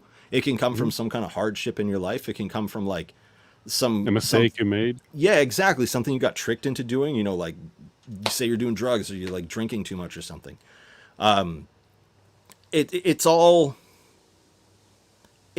put there because we have to go through this stuff. I was telling my wife this the other day. I remember being like 6 years old and going to catechism, which is like Bible school, Catholic. And they were talking about when Peter denies Jesus 3 times. And I was like talking to my dad, I remember, on the drive home, like, who would do that? Who would ever do that? And then I look through my life and I look, you know, I fell into the system, the beast system's garbage, made me think like, oh yeah, you're an atheist now. Nothing's real. Everything's hopeless. Just take these pills. Like, you know better. Right? Yeah, exactly. You know better. And you know better. You don't need anything else. Yeah. And like, yeah, you just turn into worm food when you die. There's nothing to connect to. The world is exactly as you see it. And your body, your choice. It's all ridiculous at the end of it, but you kind of sometimes need to go through that stuff so you can see that you don't need it. And sometimes that's like, I talk about this quite often in my Substack, and sometimes in the podcasts I do, about the crosses you were given to carry. And you have to carry those crosses. So, you know, James Topp, his cross was the military went after him, the anti-hate networks calling him a Nazi, everybody's mad at this guy. But he carried his cross to completion. He completed what he set out to do, and he inspired so many people. And so he is being rewarded. And even if that reward is just the experience he had in doing this, that's a reward. It's the same thing for me, being an outspoken musician who's not willing to like take the industry's guff, you know, and just being like, no, I'll fight you to the end of this one. Like, well, you're not going to be able to record. I'll just learn how to record good. Can. Yeah, well, no one will play with you. Then I'll play everything. Well, then you can't make videos. Then I'll learn to edit the videos. But you'll never put music out. I'll put up my own website. You know, like there's a certain charm in being as stubborn as I am.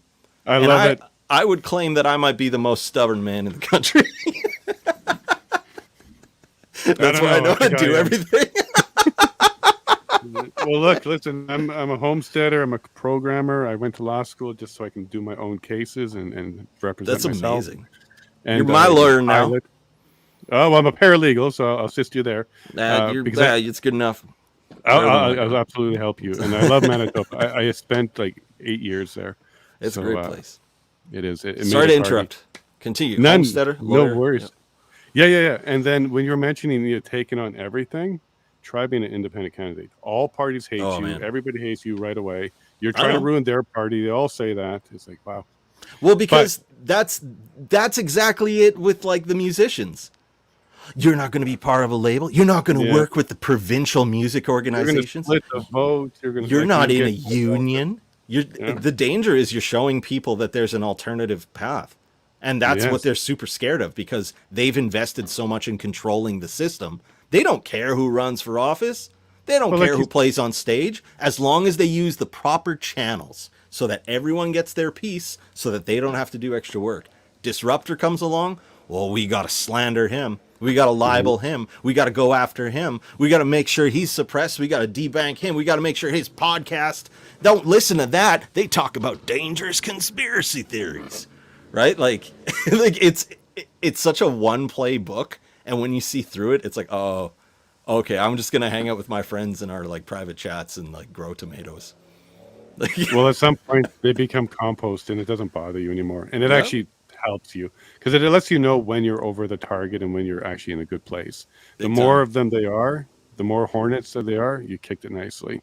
So I don't mind them anymore. At the beginning, I was intimidated, not by what they can do to me, but what I may do to them. So I was more worried about lashing out to them or being rude to them. Well, that's also, what I was worried about. You were probably conditioned for your empathic reaction to be like, oh, I've disrupted these people, and I didn't need to do that, because they program the world to make you feel like you're the aggressor for being attacked. We're Canada. I'm sorry, I'm Canadian. Yeah, it's ridiculous. No, I never say that anymore, because I think no. But I mean by being I know what you mean, but I'm just saying, like, I refuse to. No, I'm sorry, I brought that up right there. No, but when everybody started saying "stay safe" at the same time, I was like, hold on here. Hold on. I don't watch the news, but I imagine they're saying that a lot on the news.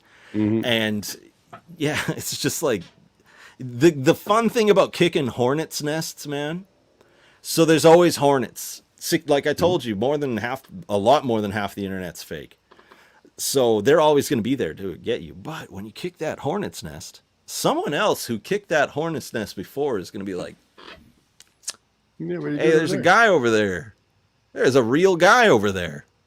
Hold on. Maybe I should go see that guy. And that's how you make friends. And that's how it starts. And that's why on the long timeline, we're just going to win, because like there's no other option, man. There's like their plan is to just destroy everything. Okay. Well, as soon as it's all destroyed, then what? Well, for starters, I think we're going to rebuild, and we're going to be able to do that. But we're already doing it on our own. Yeah. Right, and that's why we have our own web pages and we do our own thing, and you learn how to code to make it happen. 100%, that's why you do that. Now, you reached out to me, so there must have been a hornet's nest that you saw. I saw you kick the old Mackenzie nest. Oh, yeah, I got it. Yeah, you posted, you said, I'm in Diagonal now, and I'm like, there's a guy over there. And so I was just like, you know what? Like, I didn't know anything about your platform. I didn't research or anything. I just reached out right away. I was like, hey, you want anything? Just use it. Fair enough. Yeah, Fair and enough. You know, and it's good. And I like what you're doing. I like what you're building. And, like, good for you, man. Cheers, brother. Cheers I to think that. we definitely have a lot in common, and we're going to get into this. But now let's go to the Ballad of James Top. So Yeah. this is what we're getting into because he took the steps. He knew it was going to be rough. So And before this song, a buddy of mine, Marty Leeds, is like, when are you going to write a James Top song? He said that at about 3:40 p.m. the night before. Mm-hmm. And then when was the release time? Around 4 o'clock, I think, p.m. is when I put that one out on YouTube. Wow. That was from inception of idea to music video complete. Like about 24 Did you say in 20 hours. minutes? 24 hours. So you did one period. Wow. Yeah, all of Okay. it. So the music video, the music, the production, the writing, all that. Yeah. But And you're not up on the supposed to be able to website. do that according to the industry. If None of you that. do that, you're showing people that there's no need for recording studios. You guys want to see my studio? I'm sitting You in should it. see mine, dude, too. This is bigger than I need to. I do most Yeah. of my work in about a 4 square foot section over there. And like you don't need much, and you can get Yep. really good quality work. And they don't want you to know that because they want these fake assets to be part of the illusion. Most people Correct. go to recording studios to take pictures, so they can Or say tell they their were story. there, but Yeah, but I went but to so-and-so's studio, but yeah, and they'll be like, check it, working in the studio, new song. But actually, if you're working in the studio, a new song, you don't have a hand to have on a phone. You have to have it on your instrument or a pen. So like, I don't know. All real artists these days pretty much, get yourself a few $100s worth of microphone equipment. And that's all you need. And you can work with people who know how to produce it a little further, like me. And that's what people do. So you're going to inspire many to do that because once they hear what you're able to do with your work, I hope it's so, amazing. because the system is garbage. And it's just like, why did you get into playing music in the first place if you play music? Did you get into playing music to do cocaine with people in weird safe space bars that also hold drag queen storytime shows? Or did you get into music to just cut tunes because you're bored of the mainstream stuff? That's the entire reason I got into music. And it's been a great journey. It's very cool, and it's done a lot of amazing things for me. It's definitely got me into lots of trouble. But it's just like, what? That's a bigger story than just music. Why did you get into the things you do?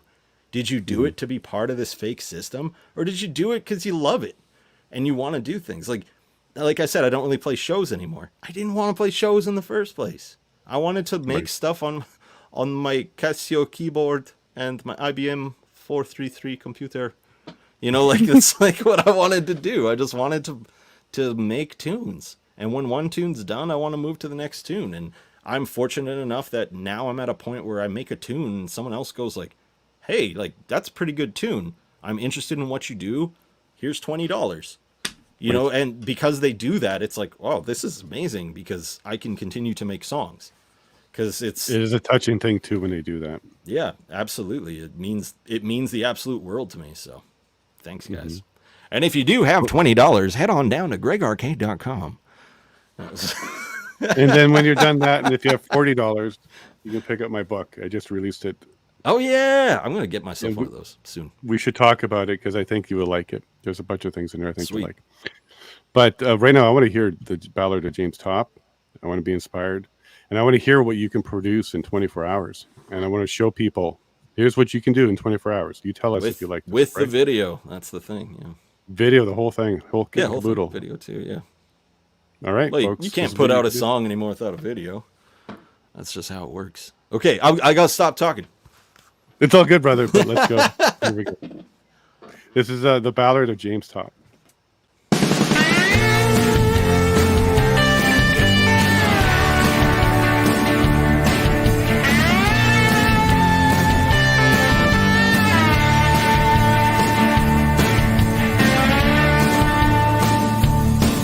It all started on the hill with the politicians' lies. The real ones knew that something wasn't right. The country turned blue, suffocated and closed its eyes. Then the people all rallied in the capital town. Politicians paid the cops to shut them all down. But one man knew he had to do what he could to rise. Yeah, he knows where he's headed and he's coming to talk.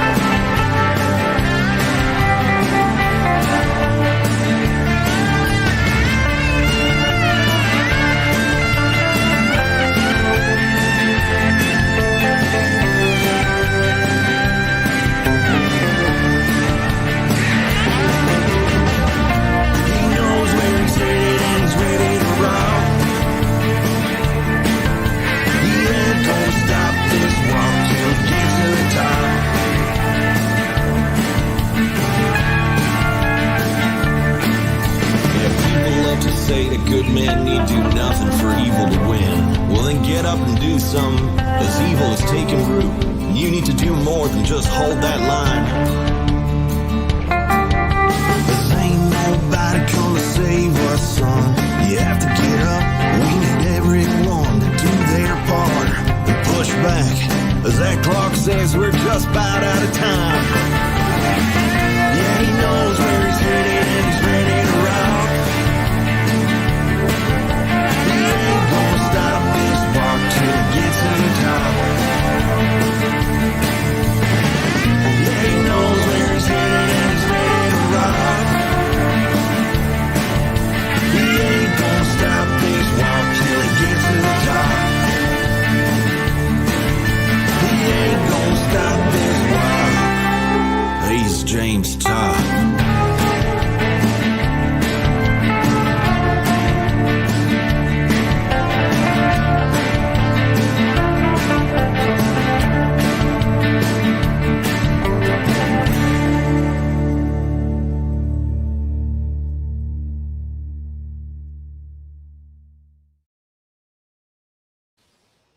Oh my.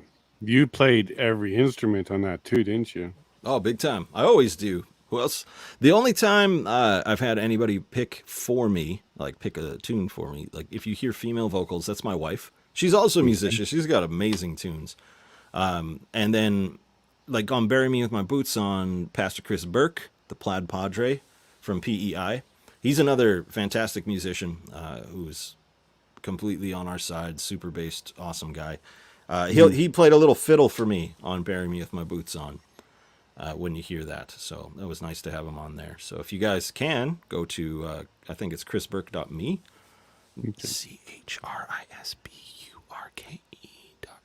I think that's it. And he's got like a little EP there you can buy. And he's a really nice guy. He's got some similar covers. Finally bought himself some boots and a cowboy hat. So that's good. He's no longer a folk musician.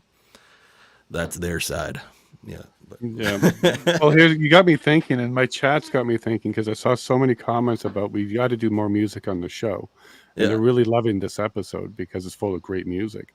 Good. So I'm trying to, I'm doing math. Like I'm fully booked for the next month, but I'm trying to figure out how can I get some more music in. And I'm thinking maybe our weekly Wednesday show where we do our Great Canadian Relay will actually chunk out a section for music, and maybe we can bring your wife and other people that there's some great guys like Chris Hansen's a young kid who just moved out Alberta way because he left Eastern Canada, moved out Alberta because he's super bass, and he does kind of like, I think he reached out to me. He's an awesome kid.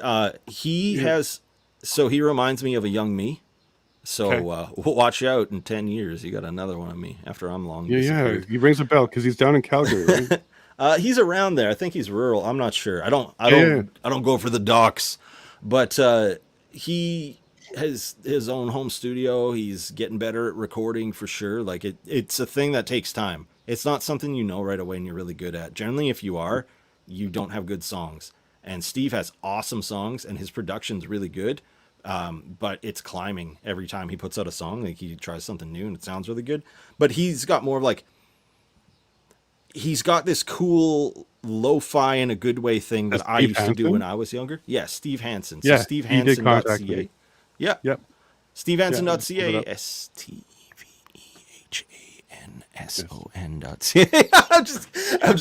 I'm here to promo everyone else. And he's on Twitter as Steve Hansen 420. Yeah. So you'll find it there. He's a super nice guy, super good kid, got a good heart. Please follow him, support what he does. Same thing with Chris Burke there. There's a lot of really good musicians that are on this side that are starting to speak up.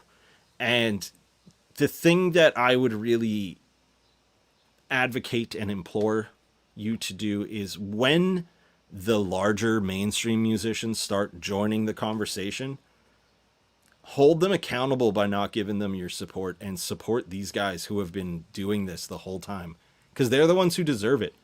They're like, I don't know a single musician on our side who's doing it for the clout. I just know everyone I know is doing it because of like, I used to play music in the old world and I hate what's going on and I want to give music to people. Like that to me seems like what it should be and what it should have always been. It should have never been this kind of weird super industrialized bug noise that you hear on the radio, right? It's bzz, bzz, bzz, bzz. It's like all you hear all the time, and it's just like, who plays instruments anymore? Well, real musicians. And who sings about real things? Real musicians. And where are they? They're on our side, so we're the most blessed people. But yeah, I don't know. It's your call if you want to turn on the radio. There's literally hours of, not your call, Jason, but I mean like the people listening. If people want to turn on the radio and listen to hours and hours of garbage programming from people who, they don't just not care about you, they hate you and want you to die. That's what these people who run these industries think of you. And giving your patronage to them by even like turning your radio dial to them, it's just like, do better. We all have to do better. You can't talk about building a parallel and then not participate in building a parallel when all it takes is turning on your podcast as opposed to the radio. Right? Like that's literally all it takes for those baby steps of learning how to grow tomatoes.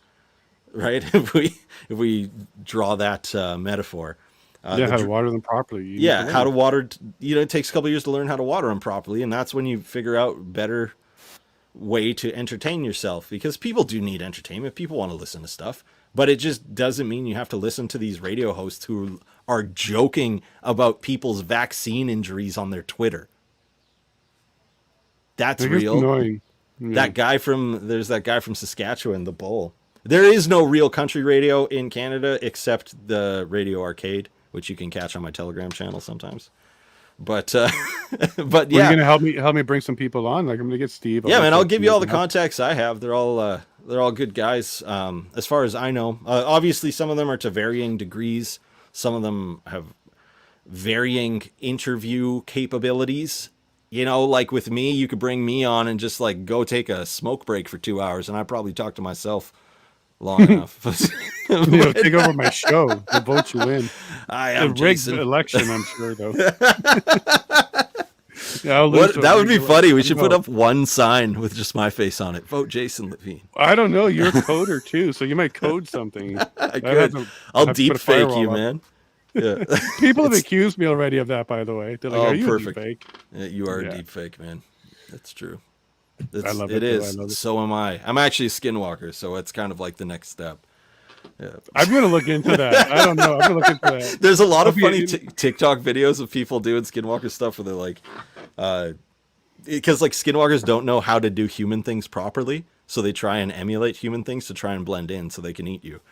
And so it'll be like, there'll be like a girl who'll be like playing the piano with her one right foot, and then she's doing a skinwalker video because she can play it really well with like one foot. But then it'll be like, oh, hello, fellow humans. I hope you're enjoying this human music. So like, I don't know. I think it's funny stuff, but we probably shouldn't get too tied up on it during your show. No, it's good. It's good. I'm going. Now I have to make skinwalker merch. Yeah. Make a song. Give me a song. Give me a video. 24 hours. I'm going to check in with you. All right. Maybe. Well, see, that's the funny thing about me there, my friend. I don't exist as 20 other artists on the internet. So just you? Just me. I don't do anything else. But if you look hard enough, you'll find some stuff that actually is already written about that and out there. I got to tell you those, Greg, and I mean this. I have a new answer to the "what would you bring if you were on a deserted island" question. Is it I'd me? bring you. Yeah, yeah. I actually know how to do a lot of stuff, so like I could help. We'd have tomatoes. We'd be set. And I always have a Bible with me anyway, so you don't even need to bring that with you because I'll just bring mine. So that's good. Yeah, so I'll just bring all the problems, and you can help me with the solutions. Yeah, well, absolutely. We can garden, we can build things, we can hunt things, we can play music, and then we can talk about conspiracies till the sun goes down. And we'll take back the rainbow. We're gonna own that again one day. Absolutely. I've been a big advocate about that as well, right? Like the false rainbow. A lot of people don't even realize that, and so they shy away from the rainbow. That's the reason. To part of the process. Revoke the promise, right? Because that's the real reason of adopting that. They didn't do it because it's diverse and it shows everything. It's an attack on God. So like it is what it is, man. Yeah, take back the rainbow. Absolutely. And we're proud because it's got a U in it. Pride has an I, so it's very selfish. So we're proud. Well, I always thought it'd be funny to put the real rainbow and then sell it as Pride merch, Like a right? whole flag, the 8 colors. Yeah, like if we did the real one and just like mimicked their merch but sold the real thing, Hmm. like do you think they'd melt when they put it on? I don't know. It's, Maybe. Well, one of the things you were saying earlier was kind of having limits and stuff and see where we go. Now, one of yeah. the things that they do with cancel culture is they come after you, but they're now starting to get a little bit angrier that we ignore them. So I'm starting to hear them say things like, maybe we should attack them. Maybe we should have a battle. My answer to that is with time. Because if that's going to end this whole thing, like if you want to go and dance and then we can be done See, the with thing time. there is, we don't talk about those things on the internet, my friend. But what I would say is just, I don't think people on our side are shying away from a fight. I think people No, from our side have been very serious about getting ready for it. well, we're And meek, right? The real definition of meek. yeah, the real definition of meek, right? And it's part of that definition, though, is, we're investing our time in the things that actually win the fight. See, a lot of people think, okay, I'm going to get my bug out bag and it's going to be full of ammo and I'm just going to have my rifle and I'm just going to scavenge from people. And it's like, you're not going to live very long if it's a post apocalyptic scenario if you do that, right? Like, Right. you need you need ways to heal yourself, you need ways to feed yourself, you need ways to build something beyond. Otherwise, you're just a destructive cancerous force. And you don't want to be that, because traditionally our culture and our hidden and destroyed history, we build societies that are functional and good for people and that create safe environments so that we can thrive. And if you're running around scavenging from people, you're not contributing to that new society. Like, books are Right. more important than bullets when everything collapses. And especially Mhm. a book that shows you what the shapes are and what they mean. Because say they zap all our brains, like in Men in Black with that Right. zapper device. I mean, that's what the 5G towers are for eventually. Well, you know, if they take away our knowledge, how will we even, all these books we have printed out of like how to grow properly and electroculture and these things, if they zap our brains, how are we even going to utilize that? That's actually why I think that old rich families used to have big family trees painted in rooms, like an actual tree, because you can't lose the blood memory of seeing like a tree in nature and being like, oh, it grows. Look, there's a Mhm. smaller one, that one gets bigger. So then your mind is zapped. This is conspiracy stuff. And then you go into the house where you used to live with your family, and then you see people's faces painted on this tree, and then being like, oh, that guy's in my team. Oh, that's my wife. That's my daughter, right? And like, you can figure that stuff out. That's what I honestly think that's part of it, because like, I don't think anyone carved any buildings out of marble inside mountains. Like, come on, give me a break. Things happened before our time, and it Right. really screwed this place up. And I don't know if we did it to ourselves or someone did it to us, but I am more in the camp that we realized there's some kind of like undeniable parasitic infection and we had to burn it down. That's what I kind of think we're at. But Well, guys, just bear here's the with me. thing, If you want more of that, go to my Telegram channel. and we'll bring it back for it too. It'll just be after 8 p.m. So Yeah. a lot of people don't realize right now how much they rely upon that little device in their pocket. Oh, yeah. If that thing didn't work, you wouldn't even know phone numbers of your friends or family. You wouldn't know where How you do you are. jump a car? There's a real question. Do you know how to jump a car without pre-watching a YouTube video? And with today's computerized cars, it's getting harder and harder too. Yep, exactly. Well, they don't want you to Like jump a you car. need, yeah, Battery's done, you need a chips new to one. run. Yeah, and my point on this one is, when I was becoming a pilot, one of the things we learned very quickly is you got to be prepared to handle all the problems. Yep. And one of the things that they taught us and made sure that we remembered is your best friend is a paper map. Even though you have iPads now and you have all this fancy equipment that'll make things really easy and zoom, and you have a little paper airplane Yep. that's flying around, you Those have map- all of that. Those digital maps lie, by the Well, way. that's one thing, but Yeah. what we're taught is when you lose power, you lose all your electrons in that airplane. Yeah, say And you it's go just down you. somewhere. It's just you and an internal combustion engine. It's just you and that. You're going to be happy you had a paper map. Absolutely.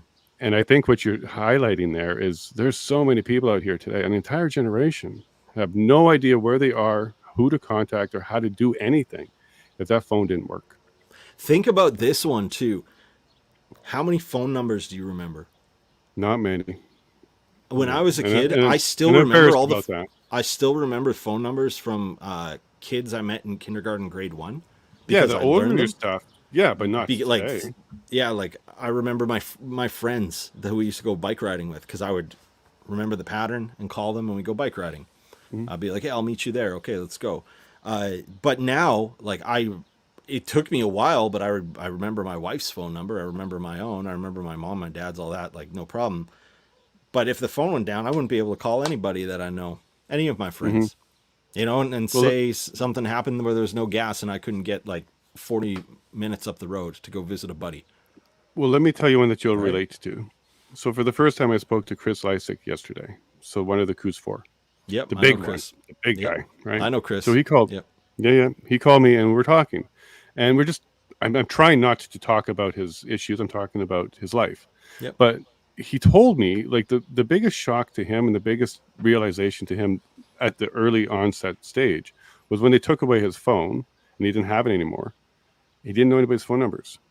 He couldn't remember anybody's numbers. He didn't know how to contact somebody. He sort of remembered somebody's Facebook page and then went there and asked them to reach out and get phone. Like, he had to go primeval almost to try and communicate with people. And that was a bit of a shock to his system, because he's like, well, you don't plan for that. You always have the phone, or plug it in, charge it up. You'll get in a few minutes. That's not a concern. But it hit him when he got that whole, hey, you can make a phone call now. He didn't know any numbers and he couldn't remember any of them. One of the best things you can do right now is exercise your memory.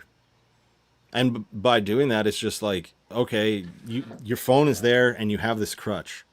Okay, well, so you're going to use this crutch, and then tomorrow you're not going to use it. And then the day after you'll get to use it, see if you made a mistake, and then, work your way back. I think that's what thing I've been actively trying to do. But, I still live in this era. I still have my phone. I still hop on Telegram and like to joke around with my buddies there, right? So, like... Yeah, well, it's a good tool, but I guess if you become dependent on anything, it's not a good idea. Well, culture of convenience is what's killed us. Right, and you started with that. Yep, and with just... comfort. If we reject that, if we return to rationality and struggle, and we'll actually find greater purpose and more happiness in that devotion to that purpose. Whereas now, like, what's your purpose? Like, even the things you want to start in 5 years, why aren't you starting it today on your spare time? Well, because in 5 years I'll have a bit more time, and then I'll just look it up on my phone and see what's the best way to go. Procrastinate tomorrow is my advice to people. Yeah. Save procrastination for tomorrow. Get it done today. Yeah. But does that mean you want to double procrastinate? I will never get there. I'll always be done. Okay. I'm always going to. I'm going to have to think about that one, Jason. I think that the language is off on that one. Well, that's skinwalkers. Man, I don't we're not know. sure what we're saying. We've been going for 2 hours. I'm cooked, buddy. No good. But actually, I'm gonna, if you don't mind, I'm going to kind of queue up the last couple here, or last few here. Sounds good. Because what you were saying there about going on a wandering out there is not necessarily the best way to do it, but homegrown. So kind of grow your home, start there, grow it up. Whether we're talking about plants or tomato or a family or whatever it is, homegrown. So I'm going to go and play that one if you don't mind. Yeah, absolutely. I wasn't sure if you're going to ask me or something, but no, let's listen. No, I wasn't sure what I was going to do there. Yeah, I'm never sure of anything. People think I got all these plans. Nah, I'm just floating. Yeah, I'm my just kidding. teleprompter broke, so I just have to wing it down. Klaus has been telling me what to say. But well, I'll hop in the home. chat, and then we'll listen to this tune, and then we'll be right back. I'll meet you there. Yeah. All right, sounds homegrown. good. Thank you, bud.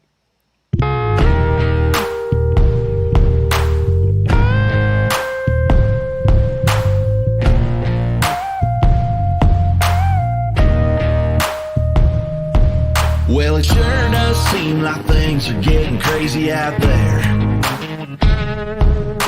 Trains off the rail, there's a dark cloud up in the air. And it's been going on so long, it's hard to find a reason to care.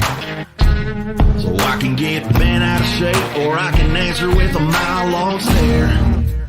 I'd rather get a little homegrown place out in the country I could call my own. Space to grow a garden neath a greenhouse dome, raise a little family.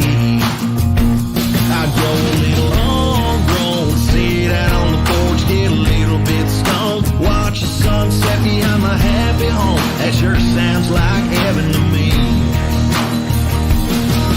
You can spend your time tracking rabbit holes you can't change, or you can head offline, keep yourself from going insane.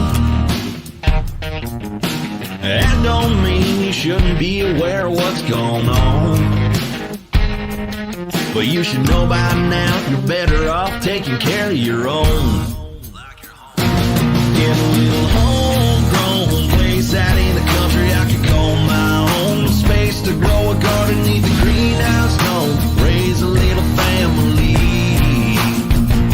I'd grow a little homegrown, sit out on the porch, get a little bit stoned, watch the sunset behind my happy home. That sure sounds like heaven to me.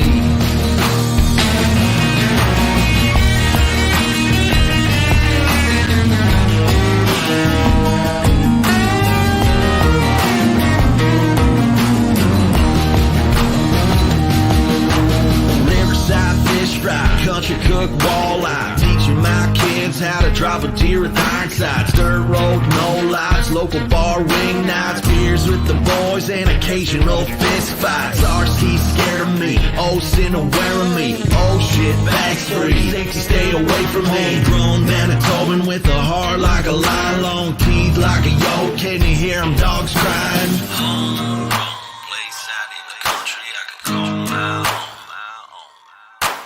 Government leaves me the hell alone.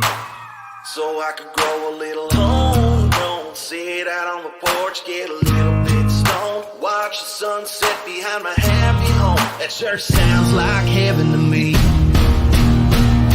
I'll get a little homegrown place out in the country I can call my own. Space to grow a garden neath the greenhouse dome, raise a little family. Grow a little homegrown, sit out on the porch, get a little bit stoned, watch the sunset behind my happy home. That sure sounds like heaven to me. Watch your kids get all grown, sit out on the porch, get a little bit stoned, and watch the sunset behind my happy home. That sure sounds like heaven to me. It really sounds like heaven. Sure sounds like heaven to me.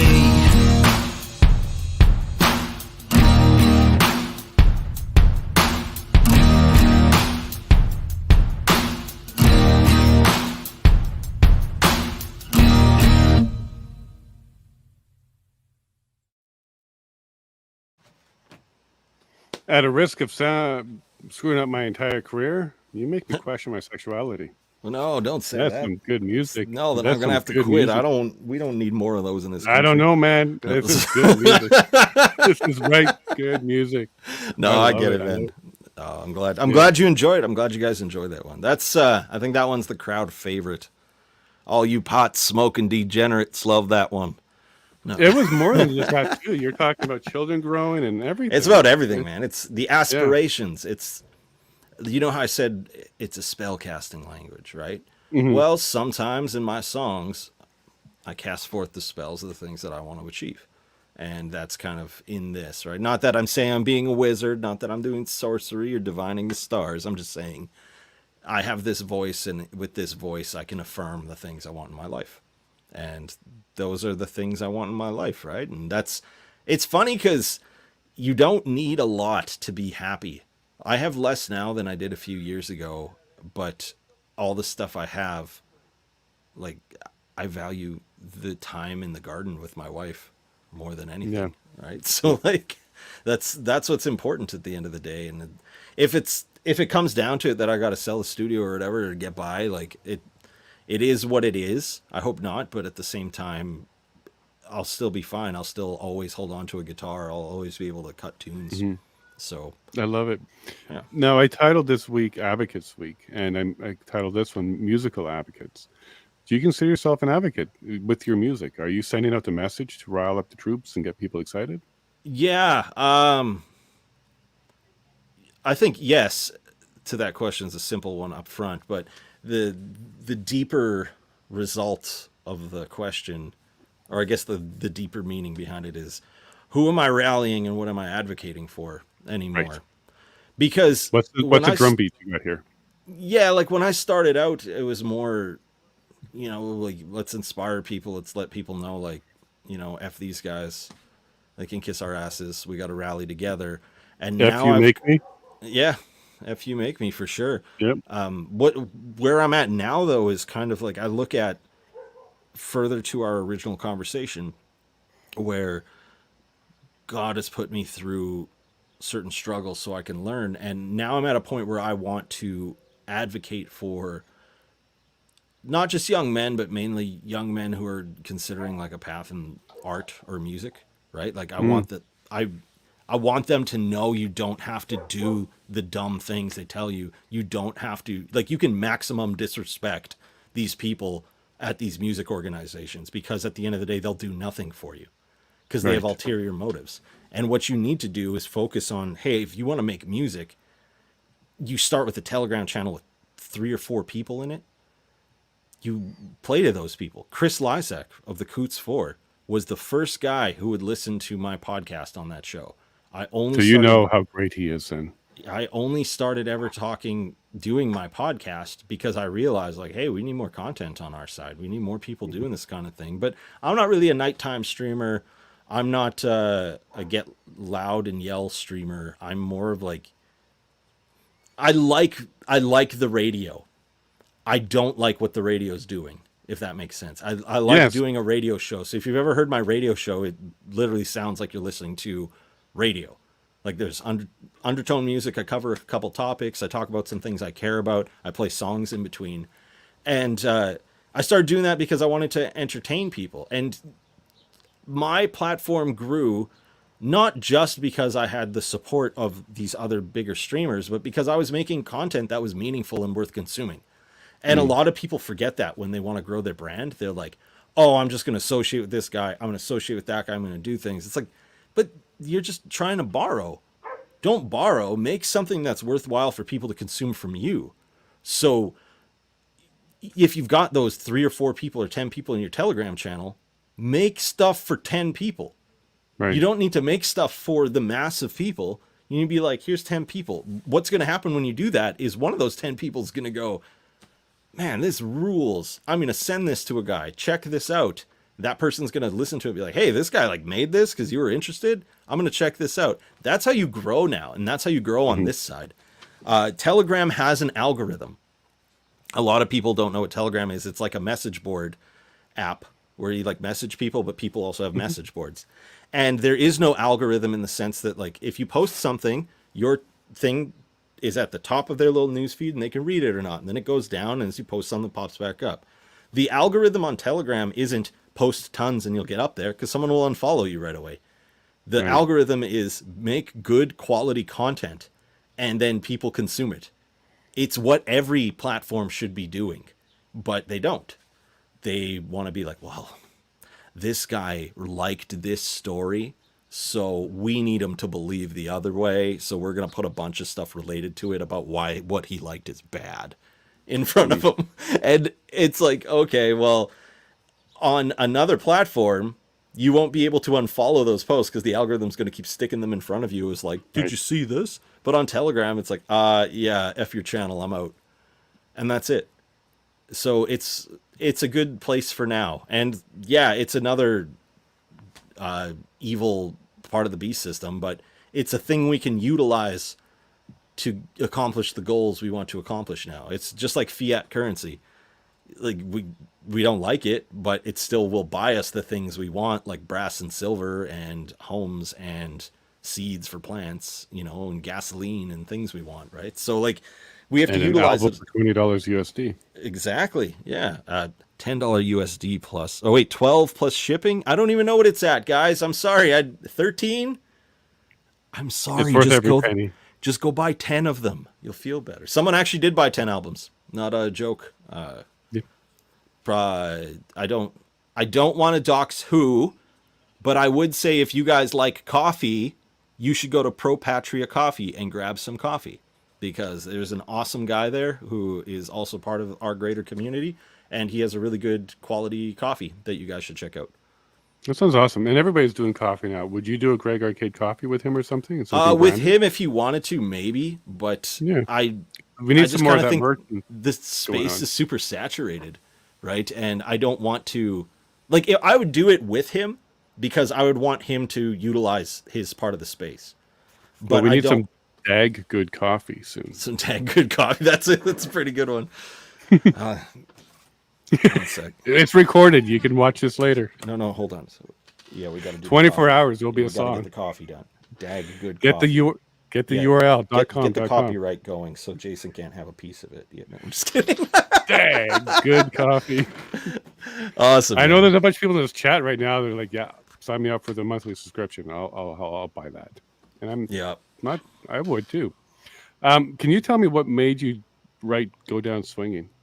What brought that up? Do you really mean? So really mean it, these or- are everything in this song is from real stories people have told me on Telegram. Okay. So Is Chris one of them? no, I'm not going to tell who exactly, because like the second verse is actually like 4 people who've had a very similar experience.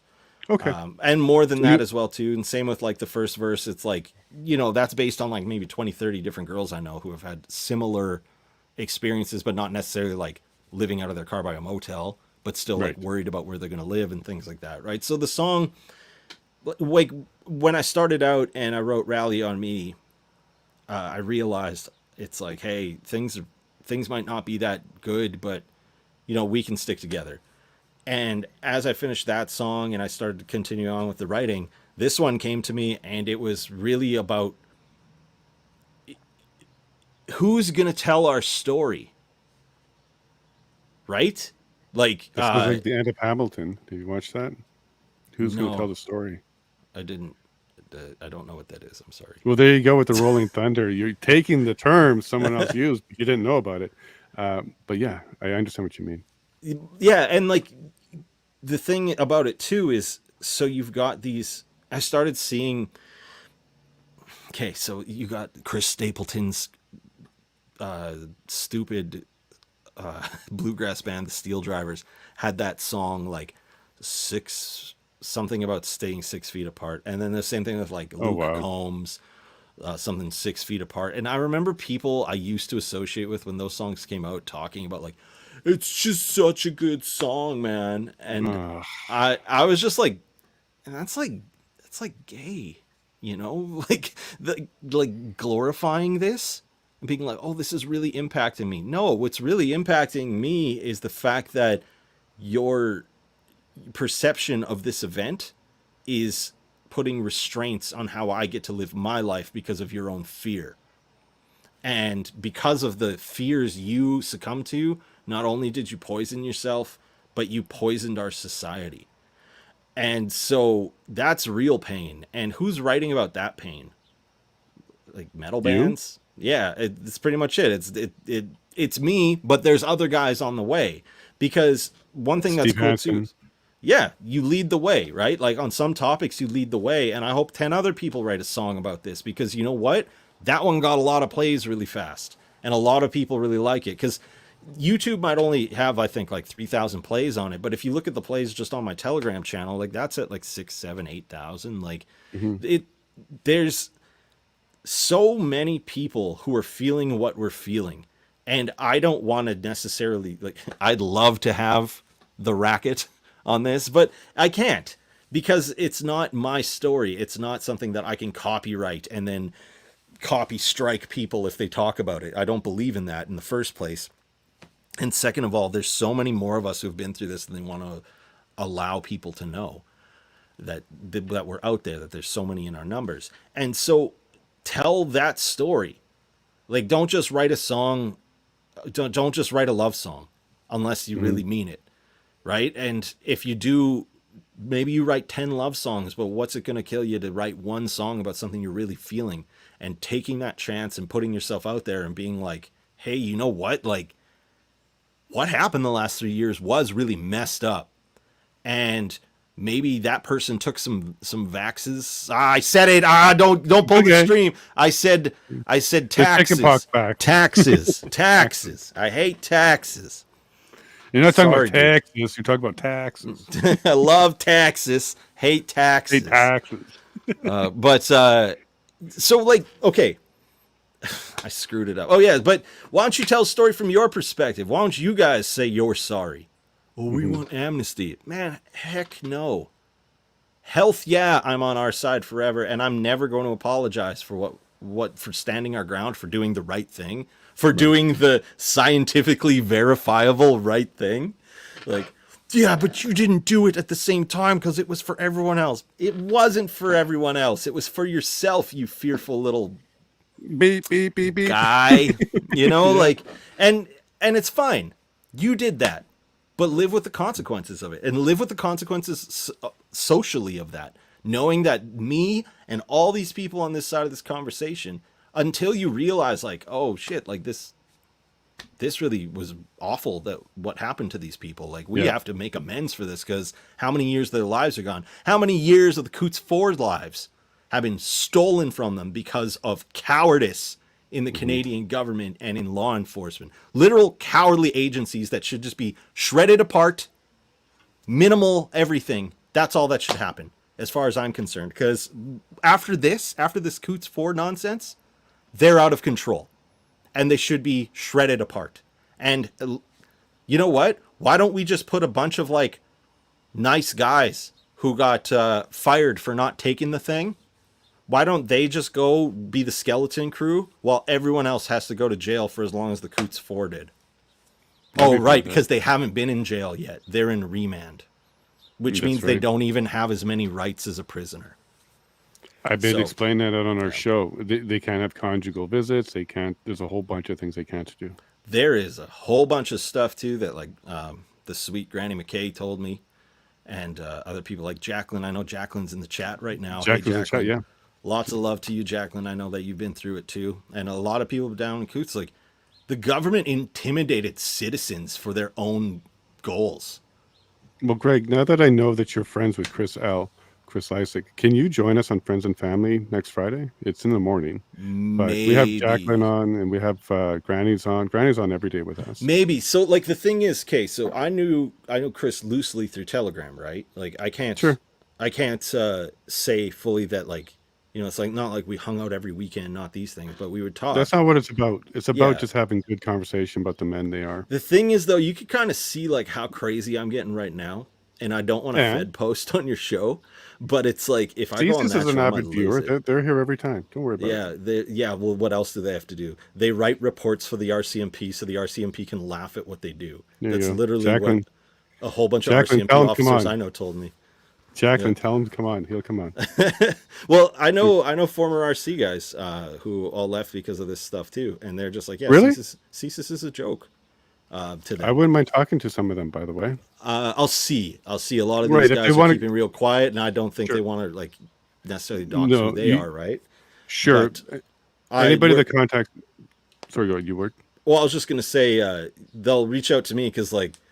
I think by this point, I've clearly proved that I'm not a Fed through my shenanigans. So, like, people can talk to me more candidly, and I'm sure that among them are some bad actors as well, too, right? But it's like, I don't do illegal stuff. I don't advocate for doing illegal stuff. I don't advocate for working for the government, Jason. That's illegal. But, but what I mean is, like, you know, I think, what's your definition of the law? Because it's time to disobey a bunch of these fake laws, but you can't really disobey logos. You can't disobey truth, God's laws, natural laws, like real. I'm not talking about sovereign citizen natural law. I'm talking about like natural law. Like if you go into the forest and you don't have a gun, a wolf might eat you. Right. Like you may not win. Like that's reality, right? So that's just like. We can never disobey those because we will pay for that in some way or another. However, these like fake laws that are just, there's 1,000 new ones every day. And I don't think the cops even like them. No. Like, Well, I can tell you a whole bunch they don't like. when they were doing the like mandatory vax pass stuff here, that taxes, mandatory tax pass. Sorry, man. No, you're good. You can hope this doesn't mention get it. my- You just okay. can't say it's something. It's Hey, don't say anything. They'll pull it. They'll pull it. Don't say anything. Yeah. No, this is weird. Shh, they're outside looking through the door. But so I there's like pledge police allegiance here. to CSIS. We're fine. Yeah. We love you. There is police here who were just completely disobeying that stuff too. They were like lying that they checked that venues were keeping up with it because they know that it's bananas too. And at the end of this, it's like, no, I don't trust them at all because look at what they did in Ottawa. Mm-hmm. But and they're going to get their comeuppance too because they lost the support of so many people who are like, yeah, we'll still back you guys. Now they have to deal with the problems the government has created, and Right. like that maybe that's a discussion for another time because we could go on forever. All I'm saying is, I'll be praying for those police officers because those problems are coming up real fast on them. And me and my communities won't have to deal with that directly because we're going to be absolved of it. We're going to be on our own defending ourselves. So And then I you're hope, gonna go down I hope swinging? that pool that Ottawa bought that one cop, I hope it's worth it when people are like throwing him in it. So there you go, Copper. Can you throw it to go down swinging for us? What? Oh, yeah. So here's a song about people who might be mad and angry. Like me. I don't know. I think, okay, I'm going to say this before we go there. Okay. The government and the internet government doesn't want you to be angry and doesn't want you to voice your voice. And they want to say they're going to show up at your house and threaten you if you voice your voice. I think that's ridiculous. If you're saying something on the internet and venting so that something doesn't happen in reality, you shouldn't suppress that. But 100%. now they're trying to say like, oh, it's going to cause it to happen in reality. It's like, no, you know what causes it to happen in reality? Working with pharmaceutical companies to inject people with stuff that's going to kill them for profit gain. And a much deeper, sinister, long-term genetic reprogramming of the people who took it. That's what's going to cause people to be out there doing things, not going on the internet saying, I'm angry, get this person, right? So that's my 2 cents on it. And so guys, don't bottle things up on inside and let it hurt you. Obviously don't do dumb things and Fed post, but you can voice that you're angry and disappointed with things. And you know, one way that I've done that in my own life is writing songs like Go Down Swinging.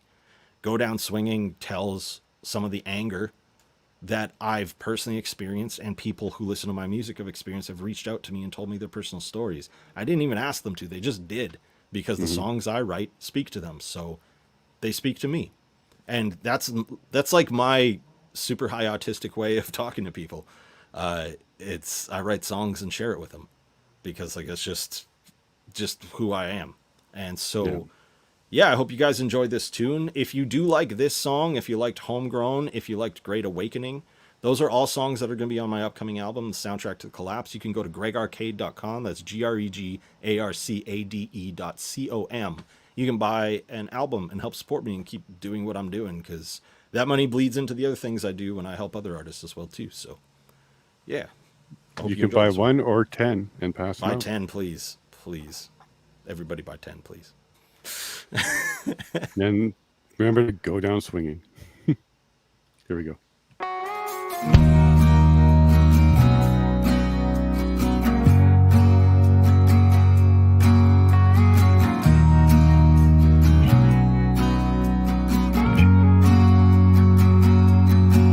She was sitting all alone in a motel beside the highway. She'd been living out her car since the government took her job. Coerced to comply or they were letting her go. She knew money wasn't worth giving up her soul. Alone on the road, she scared of where she might end up tomorrow. You gotta fight against the dying of the light with all that you got inside you. If you go down swinging, you can say that you did all you could do. It's been a few months since he last heard the sound of his kid's voice. Their mom had signed them up, but he wanted them to have a choice. He told her trust in God, she just turned up the TV. Swore they never put that poison in them or me. Now he only sees his kids in between the court's legal proceedings.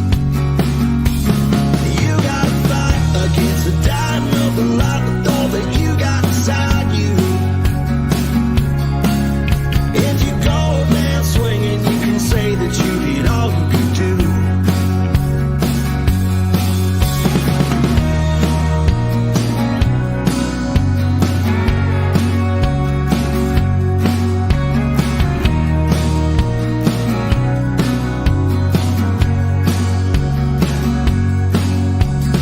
Dying all alone 'cause there ain't nobody coming to visit.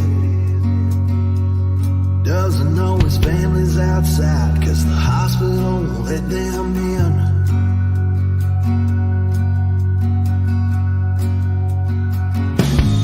You gotta fight against the dying of the light with all that you got inside you. If you go down swinging, you can say that you did all you could do. You gotta fight against the dying of the light with all that you got inside you. If you go down swinging, you can say that you did all you could do.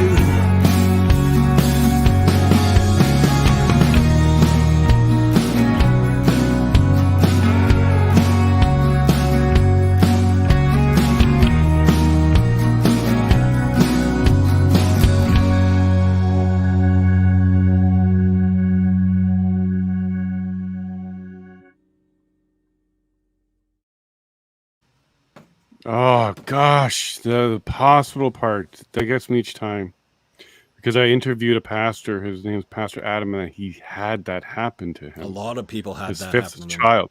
A lot of people, man. Yeah, And then try to yeah. sweep it under Oh the my. rug. And then call Yeah, us let's the not bad forget those. guys for it. Call us the bad guys for saying like, "Hey, this is wrong."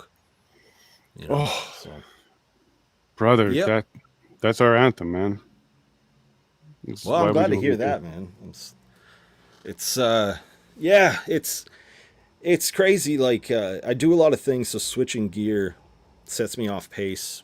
Like say if I go to code someone's website or something right away, it'll set me back like a month finishing this record. So I'm not doing anything but cutting tunes. But I've got on this record. I'm planning 15 songs right now. They're all about 4 minutes long too. It's weird that they're all coming out that long, but there's only going to be, I think, 7 or 8 publicly released singles, and the rest are Okay. going to be only on the album. So yeah, if you guys want to get it, get it. I've got probably about 30 songs I'm working through right now, but I'm just gonna have to do a bunch of cuts because like that's just how it goes. You gotta cut Okay. stuff down, work it around. Mm-hmm. There's actually a line in The Great Awakening where I talk about my front door, and I've been listening through my other songs I've released because I thought I used that line somewhere, but because I've written it on every lyrical sheet for all those other songs, and I haven't found it yet, and maybe I'm just not catching it, but like I'm getting like super in tune with it and worried that I'm going to like start duplicating songs in some ways because I'm so focused on this project right now. But it's a really exciting record, and I'm really happy to be putting it together. And I'm blessed in the sense that when you're a young artist and you kind of think, I really want to be part of something important, like I totally am right now, and it's kind of amazing. And I'm very fortunate, and I'm very thankful for everybody who's here, everybody who's tuned in, everybody who listens, everybody who's checked out the song already on my YouTube. Like, it means the world to me that I'm able to do this for you guys. So, thank you. Well, I got a message while we were talking. Let me put it up here. So I reached out to Steve Hansen and said, "Hey, look, you got a shout out." He wrote back right away. I know. Nice. I'm watching live. Thank you so much for having Greg Arcade on your show. He's a great man making great music that is genuine and sincere. Keep up the great work, Steve Hansen. Awesome. Yeah, Steve's a good guy. You guys should check out his stuff. Go spend $1 on Steve's site tonight if you can too, because SteveHansen.ca. Yeah, we'll yeah, put that up in the chat. any dollar you spend on our side is a dollar that their side doesn't get, right? And like, Yeah. we've all been And through kind of things, and like, if I can be honest, the artists on our side who have taken this stand, like, we've kind of eaten shit in some well, ways, you know, like. on this note, let me say thank you because I've No never had worries. this happen before. There's a $25 super chat that came in. That's Yo, never happened before. yo, that's okay. You So- can just e-transfer it to me after. No, I'm just kidding. Yeah, well, no, I we've don't. covered the music rights here. But Dated Mandarin, thank you so much. He said, or she said, or they said, thank you both for what you're doing for the truth in Canada. Love Greg's music. So Jaded Thank Mandarin, you so much. I appreciate that. go ahead and grab that album. Grab a couple for your friends. Is that Jaded appreciate- Mandarin? I just wanted to give this Jaded- shout out. Yeah, Jaded Mandarin, go ahead. Awesome. Well, I was just gonna do shout out. Thanks for the dono. That's huge. Thanks. Thank you very much for that. We don't ask for them, but boy, do we appreciate when people pop those in there. I like that a lot. And there's Steve Hansen's web address, so you guys go check him out as well. Spend $1 or $2 and grab something from him as well, because we do have to support each other, and this is the way to do it as well. It's not a fully parallel economy yet, but it's just still a way for us to support each other. Yeah, utilizing. And the thing that's good is like I helped Steve by building his site kind of based on my own site, right? Oh wow, even on that level. Well, just if being able to free yourself from using things like Bandcamp. Bandcamp is like a super woke company, and Right. they cancel people and they push all the agendas that are killing our society. So being able to distance yourself from them and cutting out their cut and going directly to the artist, like that's the future for us. That's the future for Yep. our side. And that's why don't bands just sell their songs on their website? They're spending all their time promoting people to go listen to some streaming thing that they might get 3 months later. It makes no sense. You're Just do it on you're your own breaking my site. heart a little bit, because about 10 years ago I created a software called Connect to Fans. Oh This yeah. was exactly what I was trying to do, but artists didn't want to do the work. There wasn't enough of you out there. That's the problem I run into too, right? Like I run a little media company as well as like a little record label, and for the awesome few bass guys I know, my experience in music, and I'm talking about going back, you could literally give someone like a free $3,000 song production, and they would find a reason to not do it. I know. They're super lazy, and there's a reason that there aren't a lot of people out there. There's a lot of really talented people. There's a lot of amazing guitar shredders. There's a lot of amazing singers. There's a lot of people with like a billion TikTok followers who just sing to their camera, but they don't have the guts to go the distance to actually turn it into something. And that's why there's just not a lot of people. And that's by design, because I think you're right. it's a really Because they're lucrative uncomfortable. business, and it's a lot more than business. It's cultural design, and being able to deprive people of their culture is how you destroy them. And the only way to undestroy yourselves is to support culture. It doesn't have to be mine, but I'd love it if it was. I love it too. But, and we got one. yeah. We got one more queued up for you here. The keep your rifle by your side. Oh yeah. Do you know the It's the story of most this song? popular one. Do not. How about you share it? So this song's actually from a video game called Far Cry 5. And in this video game, they wrote these songs for this Christian religious cult that's living in the forest that essentially is starting a militia to separate itself from society. And they wrote this song to make fun of people like us. And what happened is this song became a huge hit among just like anyone who is like somewhat patriotic, anyone who's interested in like personal liberty or freedom. And it's just like, there's a lot of memes about it online too. It's like, you're not supposed to like this song, it's supposed to be making fun of you. Then you have like the Right. Chad guy being like, look Backfire. high and I'll look low. Yeah. You know, like, yeah. So that's that. But I do love this tune. Remember, if you listen to the Dan Romer versions, guys, Dan Romer is not on our side at all. So Okay. So there's that. listen to my version. Yes. Yeah. At least from what I've seen on the internet. But, you know, the internet's not all real, too. So maybe it's wrong. Who knows? All I know is I hope you guys have a great one. Is this going to be the sign off? No, we'll come back and say goodbye, but this will be Okay. the last one we play. Okay, sounds good. Sounds good. Because I do want to say goodbye to you, and then I say goodbye to them. For sure. I put a beer in the freezer like 2 hours ago, though, so we're going to have to Not hurry. Bud Light, though, so you can be fine. No, it's good old breweries. Yeah. But, okay. Yeah, let's do this song. We'll be right back. Yeah. Keep your rifle by your side.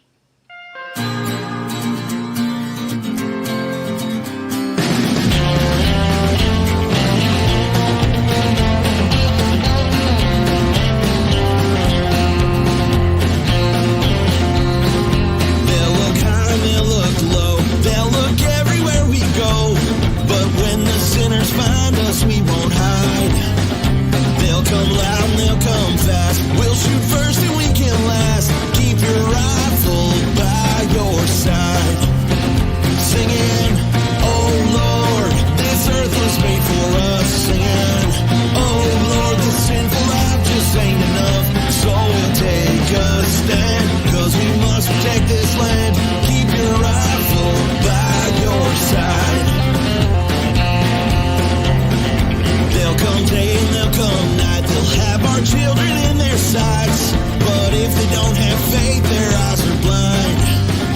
They can scream and they can shout. They can never smoke us out. Keep your rifle by your side. Singing, oh Lord, this earth was made for us. Singing, oh Lord, this sinful life just ain't enough. When we hear the voice, we know we have no other choice. Keep your rifle by your side.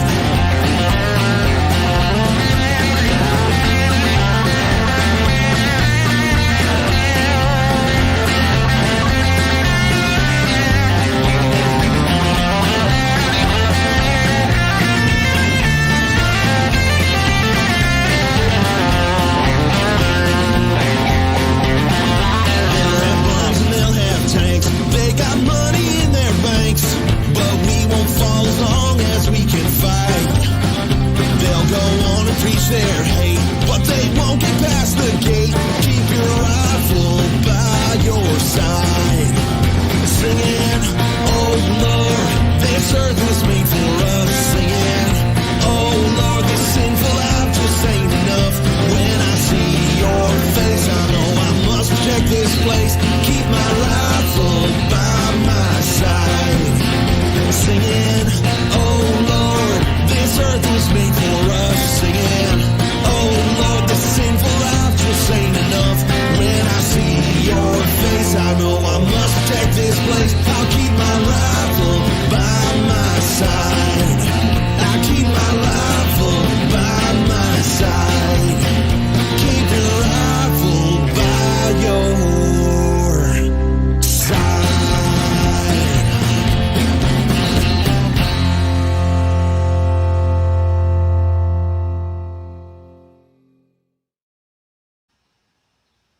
Which rifle do you have? I don't want to dox myself or my gear, but one. Let's just say I only have one. The one that's in that photo, that's a 6.5 Creedmoor. Just a Savage XS2, but I really enjoyed that. That round, it was funny. I took my wife shooting last summer for the first time. And she was shooting my 22, and she's like, oh, this is fun. And then she was shooting, a buddy of mine had like a PCC 9mm, and she was popping that. And then I gave her the 6.5, and kicks a lot harder, right? Like it's a soft 308 kick. And so she fired one off, and it was just like, she was just smiling, like this look on her face, like, yeah. So I don't know. There's nobody who's,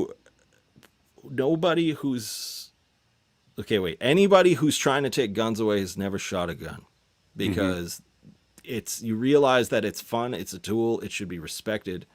And it's people who are trying to, like, remember that journalist in the States?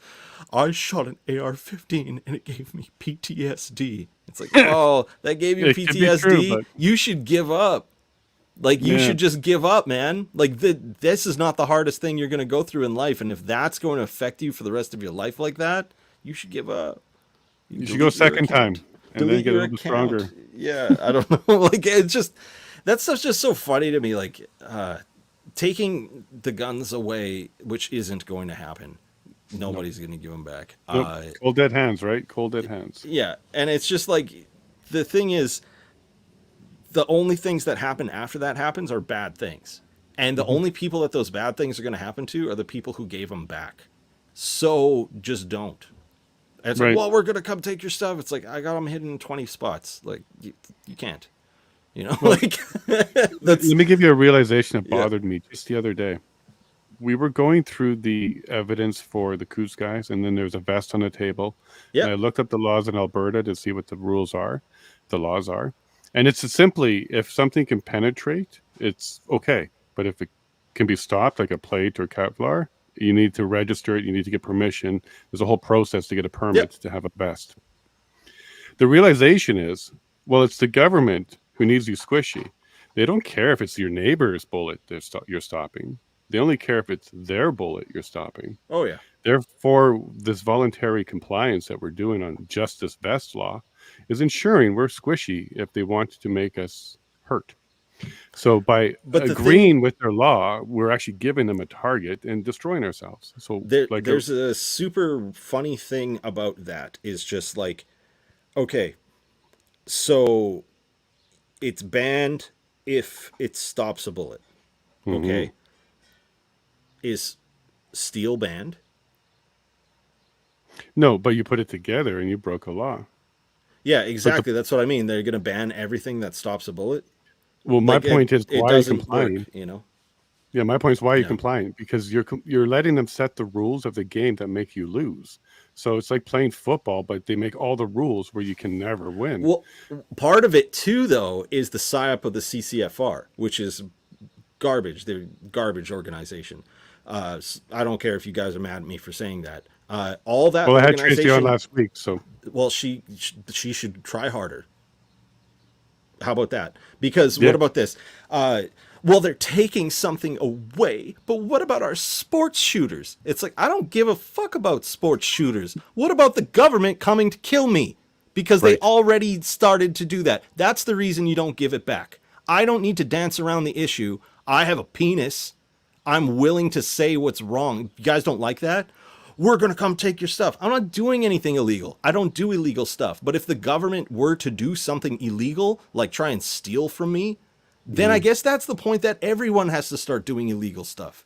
And the more that they do that stuff, the closer we get. Nobody's advocating for violence, but the government's encouraging it by breaking the laws it's supposed to uphold.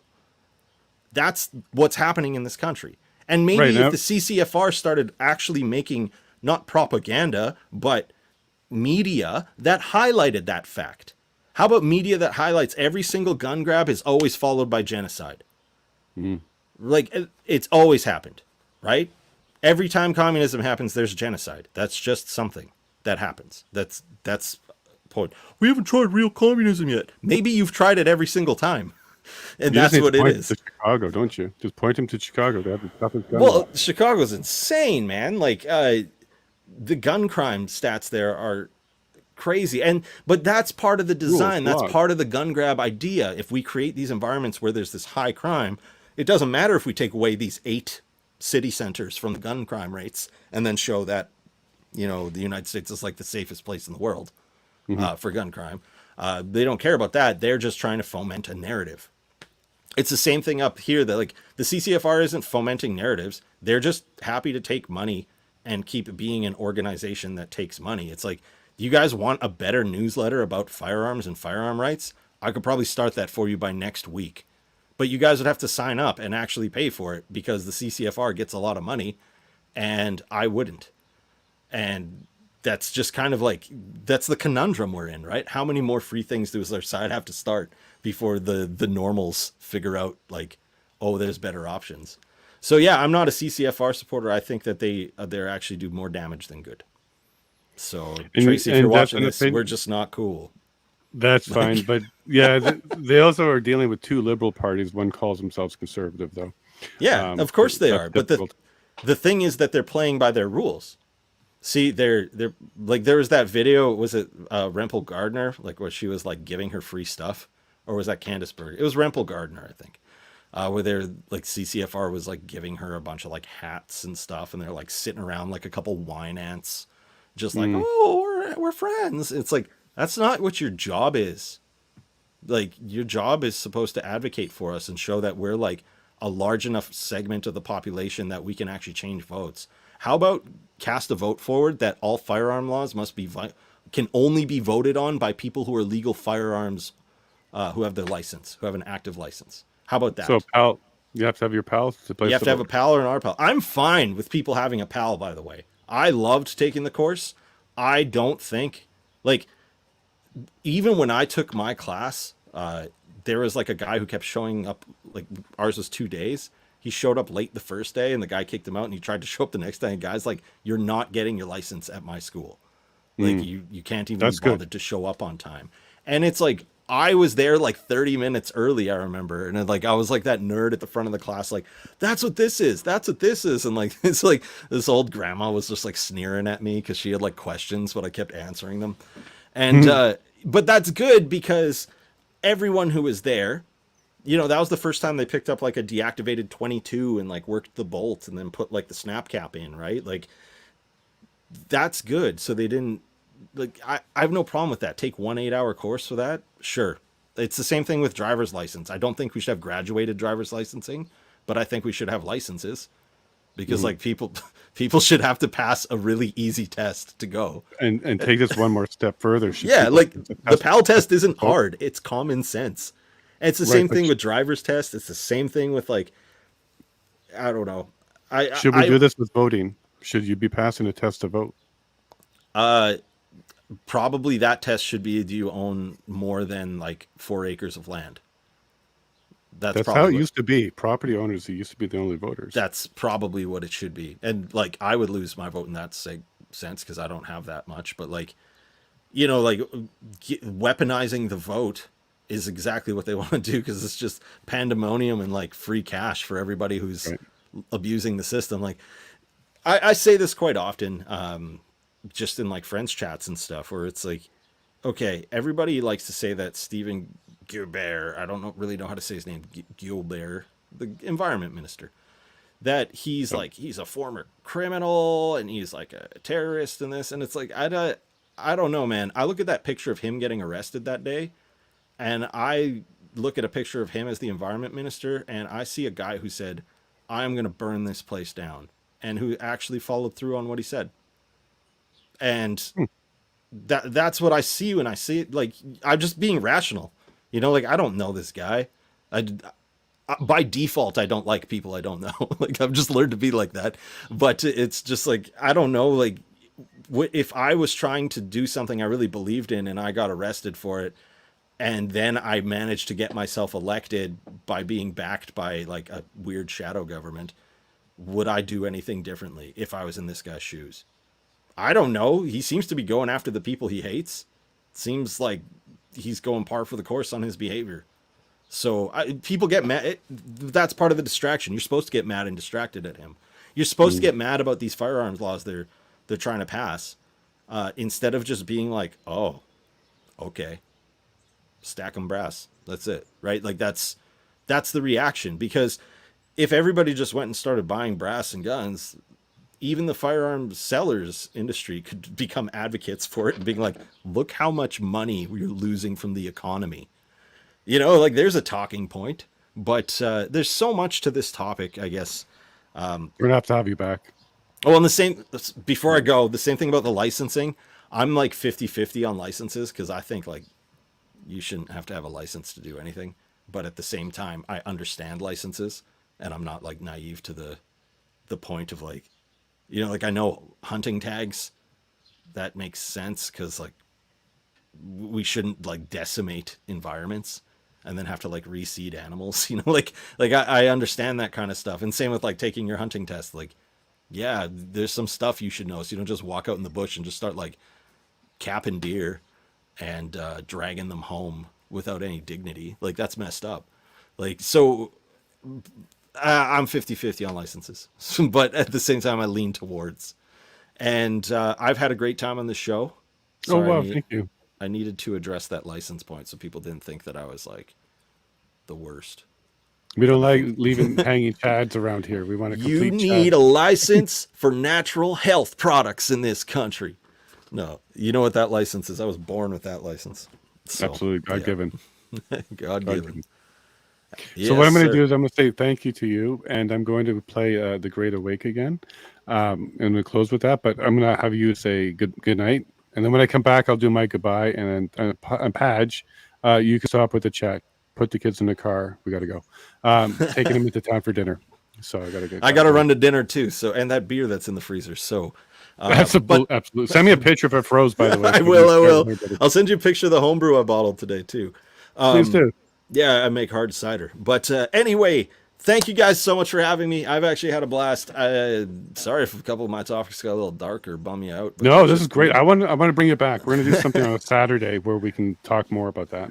Well, I appreciate you a lot for doing the show. Appreciate you guys showing up in the chat. Remember, I've got a new album coming out called Soundtrack to the Collapse. It very much is that. There's going to be a bunch of songs that's out September 1st. If you buy the album, CD or MP3, both get the digital version.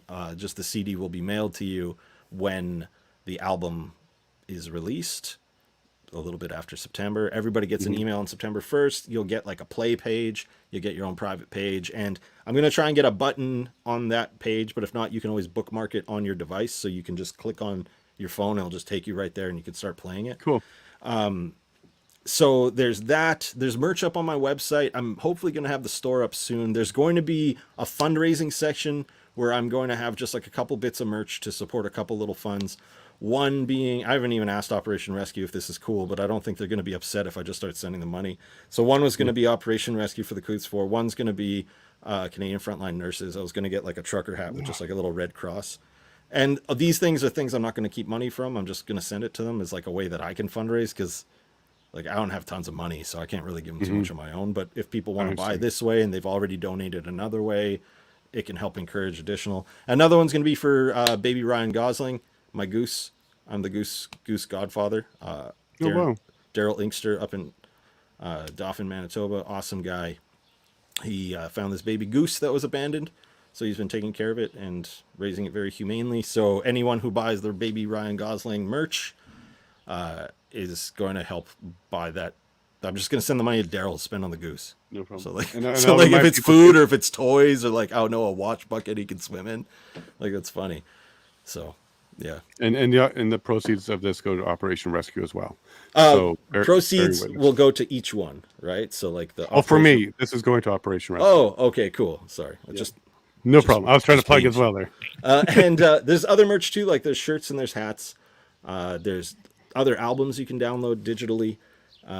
There's also free albums. A lot of people don't know this, but so there's like 4 or 5 free albums. They're just all covers. I only make those available on my website for people who want the MP3 who can't always listen. The copyright is handled by YouTube's copyright management system. That's why I've only uploaded those covers to YouTube. The only reason they're there is so that people can like download them if they want the MP3. Gotcha. But I've got like before I went out to do the show in Alberta for Operation Rescue, I recorded an 8-song cover album of road songs. So like Life is a Highway, On the Road Again, Driving My Life Away, things like that. So that's up there. And 3 other albums of covers. And Ballad of James Topp is up there if you guys want to get that one. That one's free, but I don't even know how you can donate to him anymore. I'll probably contact V4F if you want to make a donation to James Topp. Right. And I appreciate you guys having me today. I'm pretty burnt out. This is long for me for a stream. And this has been a great show. I hope I didn't say anything that gets your channel canceled. I'm good. We'll be good. And you'll help me do some musical guests and stuff. We're gonna absolutely. We'll talk a little after this week. And I'm gonna go. I think my wife's making burgers, so I'm gonna drink that beer and have a burger. Go enjoy the burger, man. Say hi to the dog. Say hi to the wife. And enjoy your time. Yeah. Thank you so much, and say hi to you and yours. And I look forward to talking to you again soon, buddy. We certainly will. Thank you a lot, Greg. All right. Take her easy, everybody. And The Great Awakening, everybody. Enjoy it.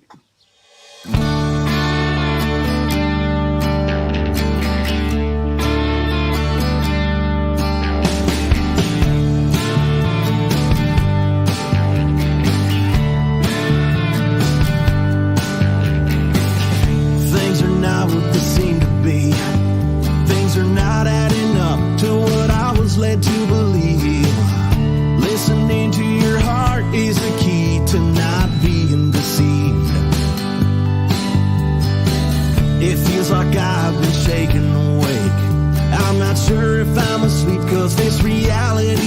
hard to take.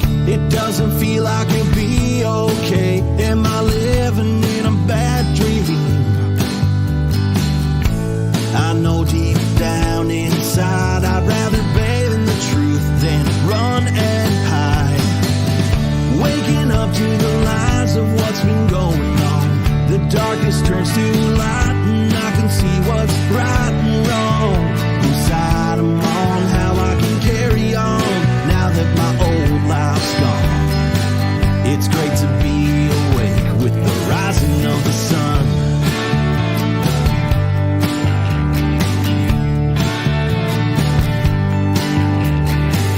It's hard to tell what's real anymore when I see what's going on outside my front door. But I can't close my eyes and pretend it's okay like I did before. The hardest part about waking up is refusing to shut your eyes and hitting that snooze button. You got to choose to go back to sleep or leave behind this comfort you don't need. You've got to reach deep down inside and raise your vibe if you're gonna survive. Waking up to the lies of what's been going on. The darkness turns to light and I can see what's right and wrong. Whose side I'm on, how I can carry on now that my old life's gone. It's great to be awake with the rising of the sun.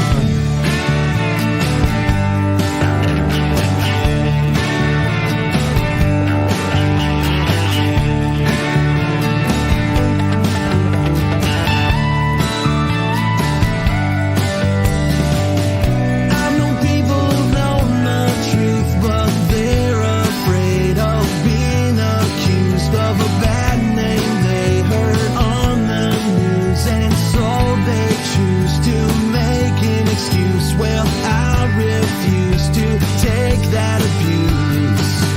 Waking up to the lies of what's been going on. The darkness turns to light and I can see what's right and wrong. Whose side I'm on, how I can carry on now that my old life's gone. Waking up to the lies of what's been going on. The darkness turns to light and I can see what's right and wrong. Side I'm on, how I can carry on now that my old life's gone. It might not be what I thought all along, but waking up, it's never fun.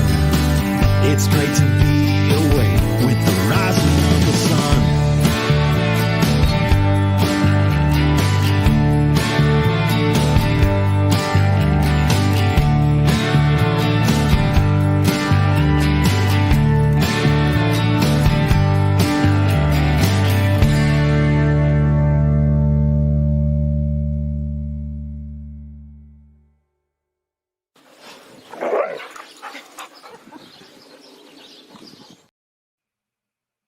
Homesteading, home studio. He just showed how to do it yourself, make your music, get it out there. I hope somebody out there was inspired by Greg. That's really what we do this for, so that others can do it as well. Take the lead and go with it. John, I loved your comments. Ellen, I love your comments. There was one part where he was talking about the first few people on his Telegram that kind of made that happen for him.